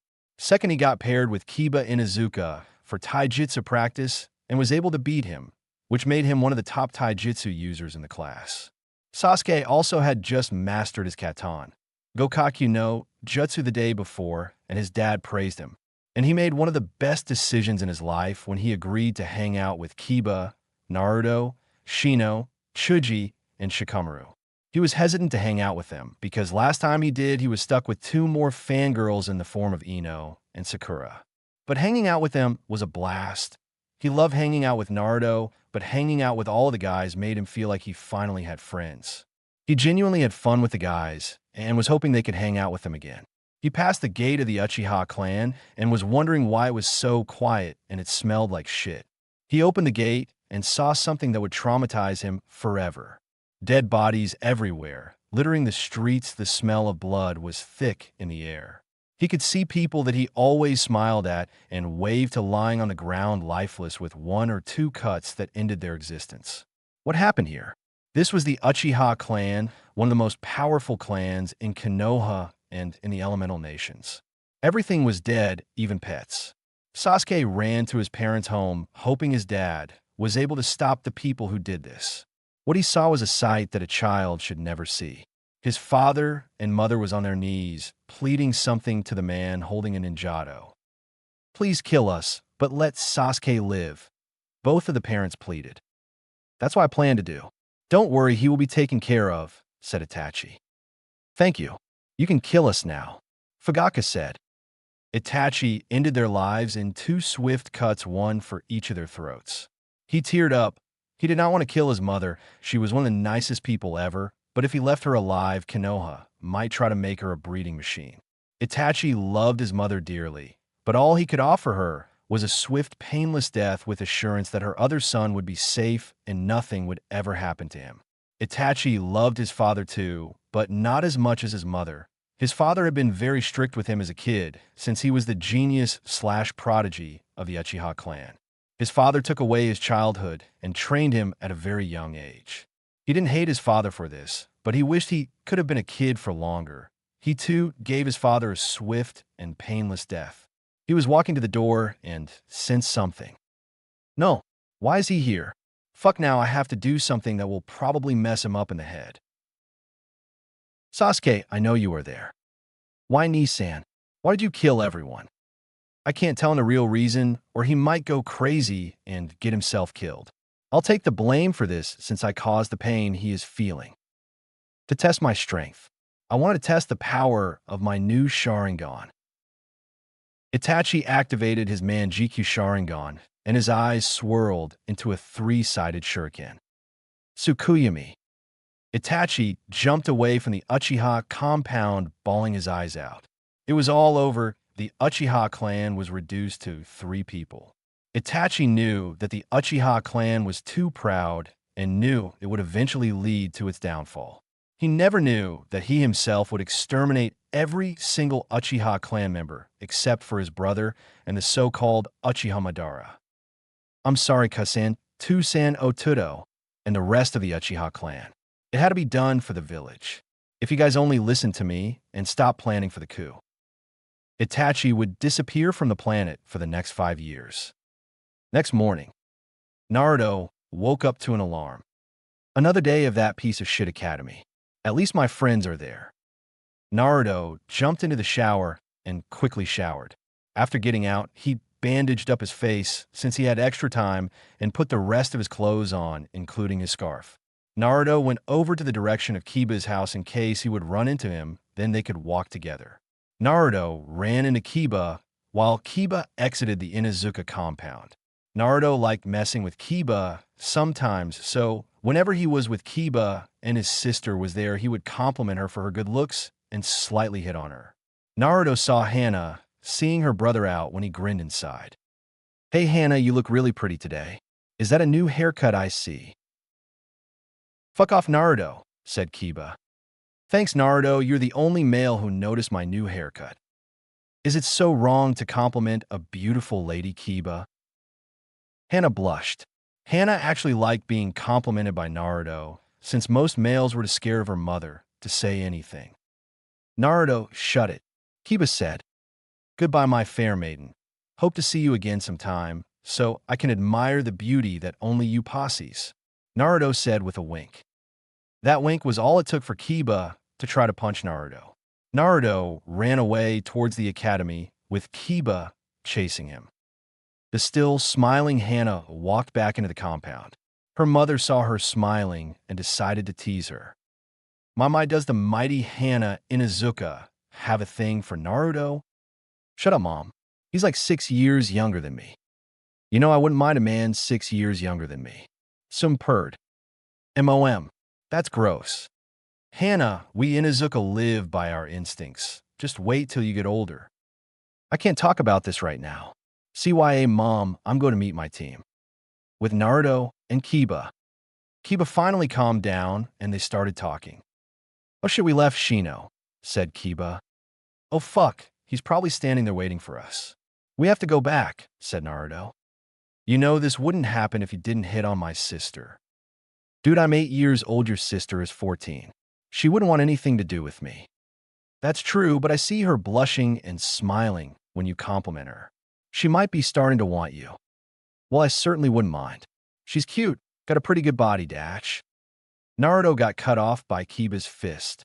Naruto narrowly dodged and took off for the Aburame compound. "Get back here, Uzumaki." Aburame compound. "Son, why are you still here? You will be late for school." "It seems they have forgotten about me." "Don't worry about it, son. I get forgotten a lot too, especially when I hang out with the Inoshikacho group. It is the curse of the Aburame clan." "Father, why is it that we get forgotten so much?" "It must be because we are not very talkative and we don't attract too much attention." "I see your logic is sound, father." While the father and son were complaining about people forgetting about them, they saw Naruto running in their direction with a furious Kiba running after him. "Take that back about my sister," Kiba yelled. "Are you telling me your sister is not cute and has an ugly body?" "No, but you shouldn't talk about someone's sister like that," Kiba said after calming down. "Hey Shino," Naruto yelled while waving. "Goodbye, father," Shino said before walking up to Naruto and Kiba. "Did Naruto compliment your sister again?" "Yeah, it's so annoying, man." "Why? Your sister is a beautiful girl, and she seems to like being complimented." "Dude, because it sounds like you want to bone my sister." "Well, now that you bring it up, Dash." Kiba tried to hit him again. "Your sister is hot. October 10th would bang," Naruto said while running. Shino sighed. This has been happening every day for the past 2 months. You would think Kiba would understand that Naruto is just fucking with him, so he does it every day, but Kiba falls for it every day. He quickly ran to catch up to the other two. Shikamaru and Chuji were walking to school when he saw Naruto speed by with Kiba following him, yelling curses at him. Then they realized Shino was walking next to them. "So, let me guess," Naruto complimented Kiba's sister again and said she was hot. Then Kiba said it was weird because it sounds like Naruto would like to have sex with her. Then Naruto said he would totally have sex with his sister, asked Shikamaru. "Yes," said Shino. "So troublesome. I'm surprised Kiba hasn't got that. If he wouldn't react to it, then Naruto wouldn't do it anymore." "Yes." The boys finally reached the academy and walked into their classroom. Ami called Naruto to sit next to her in the back left of the classroom. Kiba and Shino sat together in the middle, and Shikamaru and Chuji sat in front of Kiba and Shino. Naruto looked around and waved at Ino and Sakura and Hinata. While he was looking around, he noticed that Sasuke wasn't there in class. It was weird because Sasuke is there every day and actually likes class. After class. Today's class was really boring for Naruto since it was a lecture-only class. On Mondays, Irika tends to lecture the whole time. Tuesdays, they practice accuracy with shuriken and kunai. Wednesday, they practice taijutsu and spar. Thursday is another lecture day. And on Friday, they learn academy jutsu or get better at doing ones they are struggling with. Naruto was bored every day except Wednesday. Naruto loved to spar. It was then where he could test out some new moves he created. Naruto was really worried about Sasuke since he wasn't one to miss class. Maybe he had to go somewhere today. Naruto then headed to the training Art 13. Naruto's training session was different from usual. Instead of practicing techniques, Naruto focused on chakra control.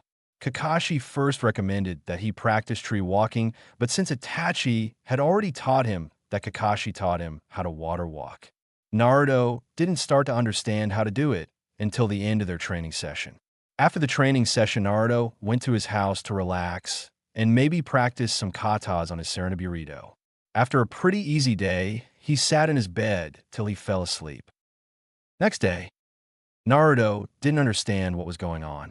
If Sasuke ditched classes often, he would probably think the kid is ditching, but since he knew Sasuke liked going to class and try-harding, he didn't understand where he went. He was hoping Itachi was fine since he did go on a SS rank mission. He just hoped Sasuke would be at school, so he can ask what's up. After leaving his house, he did the standard troll Kiba by using his sister, then go pick up Shino, then go to the academy. In class, Naruto was glad he saw Sasuke sitting in his seat. They had gotten there earlier, so there were no fangirls yet. Naruto went to approach Sasuke, who seemed to be in really deep thought. "Hey Sasuke, thinking about your bitches." Sasuke didn't respond and kept looking straight. "Oi Sasuke, what's up, man?" "HN, what the fuck, man? What happened to you? You were all chill last 2 days ago, then you disappear for 2 days, and you act like one of your fangirls stuck up 2 dildos in your ass." "Fuck Naruto, leave me alone." "Fuck you. I thought we were friends." Naruto was pissed. He just wanted to know if anything happened that made Sasuke miss a day of school. And Sasuke started acting like a little bitch didn't help. After class, Naruto hung out with the guys since Kakashi sent a dog summon to tell Naruto he had a mission. Naruto was talking to the other guys and saying how Sasuke was being a little bitch. Apparently Kiba heard that the whole Uchiha clan got wiped out by one guy. Shuji said he heard that it was Sasuke's older brother Itachi. When Naruto heard that name, his face went pale. Itachi killed off his whole clan? Even his parents? I didn't think he even had the ability to do that. There must have been a reason. He came to me and told me all those things.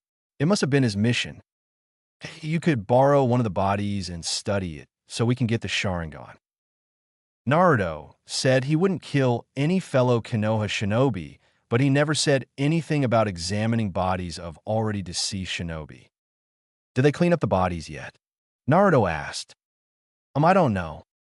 I have to go to the restroom. My stomach hurts. Naruto ran towards the Uchiha compound to see if he could snag a dead body. When he was close to the Uchiha compound, he quickly hinged into Sasuke and went over the caution tape. Naruto was disappointed to see that they already cleaned it up. Naruto made a Kage Bunshin and sent it back to his friends while he went over to the corners. Corners. He sneaked in through the back window and looked around for any Uchiha body. Sadly, he was unable to find any bodies, but he might be able to find out which morgue the bodies went to. As soon as he saw the corner go outside for a bit, he quickly looked through the corner's files and took the binder that was labeled U. Naruto went back to hiding with the binder, looking for the last name Uchiha and occupation shinobi. It took him 5 minutes before he was able to find Fugaku Uchiha Occupation, Shinobi Police Morgue, Konoha Central Morgue. Naruto looked around to see if the corner was still there, but he was outside still, so he returned the binder and went out the back window again. He then headed towards the direction of Konoha's Central Morgue. Konoha's Central Morgue. By the time he reached the Konoha Central Morgue, it was already closed. This was more desirable since there would be nobody inside. Naruto jumped in one of the open windows and began his search. To make it faster, he walked over to the front desk to look at the files. After 30 minutes, he was able to find the file with the Uchiha. Fugaku Uchiha, B423. Yashiro Uchiha, B420. Tekka Uchiha, B394. Naruto quickly walked over to B423 and borrowed the 3 Uchiha bodies. Naruto quickly left and ran back to his house. Naruto's house. Since we already know about his Kekkei Genkai from previous studies, I believe it is safe to assume the thing that makes their eye into the Sharingan is inside the eyeball or the optic nerves. Carefully extract both the eyeball and optic nerves so we can study it. Naruto complied to the voice in his head and did every step that it told him to do. After a long 8 hours and 5 eyeballs destroyed, he understood what mutation the Uchiha clan had to be able to awaken the Sharingan. His Kekkei Genkai applied the same mutation to his eyeballs, and as he tested it by pouring chakra into his eyes, they turned into the Sharingan, with one tomo and a sinister grin adorned his face. Naruto was insanely hungry and exhausted after the extraction. He quickly put the destroyed eyeballs back into each body and closed the eyelids. He pulled out leftover food from the other day and tried to eat without thinking about what he just did. He was only able to eat so much before the images kept flowing through his mind. Naruto went to bed and had nightmares of Uchiha yelling at him for desecrating their graves. Next week at school. Over the next week, Naruto and Sasuke's relationship got even worse than it was. After finding out that Sasuke's family got slaughtered by Itachi himself, Naruto tried to apologize to Sasuke and make up with him, but Sasuke pushed him away. Sasuke was distancing himself from everyone, and every time people approached him, he would react violently. So Naruto gave up on him. He promised Itachi he would look out for Sasuke, but that didn't mean he had to like him. He decided he would keep an eye out for something that would harm Sasuke, but he wouldn't be all buddy-buddy with him. Hey students, today is sparring day, Irika said. The kids that were good at taijutsu cheered while those who weren't were preparing themselves for a beating. We're going to change up the sparring partners today since the rankings have changed for taijutsu. Irika was telling the other people who they were sparring. Irika walked over to Naruto and told him he would be sparring Sasuke in the third match. The first 3 matches were boring matches considering both students have not even mastered the academy style. Uzumaki Naruto versus Uchiha Sasuke. Upon saying this, the cheering began. Those who were Sasuke fangirls were cheering loudly. Go Sasuke-kun, kick his ass. Hajime, yelled Irika. Ready for a beat down, Uzumaki. Yeah, I'm ready to kick your ass. Sasuke got angered by that last statement and rushed forwards, throwing out a right straight. Naruto weaved to his right and laid 2 quick jabs on Sasuke's face. If I actually wanted to hit you, you would be out. Pathetic. Sasuke got reminded that his brother called him that before he left, and it made him really angry. Sasuke charged forward again, then jumping and trying to kick Naruto. Naruto sidestepped the kick and landed a hard fist in Sasuke's gut. Sasuke was down and got the wind knocked out of him. Irika was about to call the match, but Sasuke stood up. Ready to give up? You haven't landed a hit on me. Shut up, cheater, yelled one of the fangirls. Give up? Your hits don't hurt that much. Well, I'm not hitting you with full strength. Sasuke got angered by his taunts again and rushed forward and tried to fake a left straight into a right hook. Naruto dodged the fake and almost took a right hook in the face, but he pulled his head back and did a backflip and ended up kicking Sasuke in the chin with his foot. Sasuke never saw it coming and fell on the ground for the second time. He was furious. Naruto was just toying with him. He stood up and charged at Naruto again, but before he could land a punch, he felt a sharp pain and realized Naruto's foot was jammed in his gut. Pathetic. Itachi is way better than you. The mention of his brother filled the Uchiha with rage. He was so angry he wasn't sparring anymore. He would try to go for the kill. He dashed forward through a right straight, which was caught by Naruto. Then he jumped and spun around to try to land a kick, which Naruto ducked. While Sasuke was in midair, Naruto pulled on Sasuke's caught hand and gave it a pull and kneed Sasuke in the head. Sasuke was dizzy, but he wouldn't give up. He needed to be stronger to get his revenge. Sasuke stood up and started gathering chakra into his lungs. Iruka wasn't paying attention to Sasuke's chakra spike until it was too late. Gaton, Gaki no Jutsu. Sasuke spit out a decently sized fireball hurling towards Naruto. After the fireball traveled 3/4 of the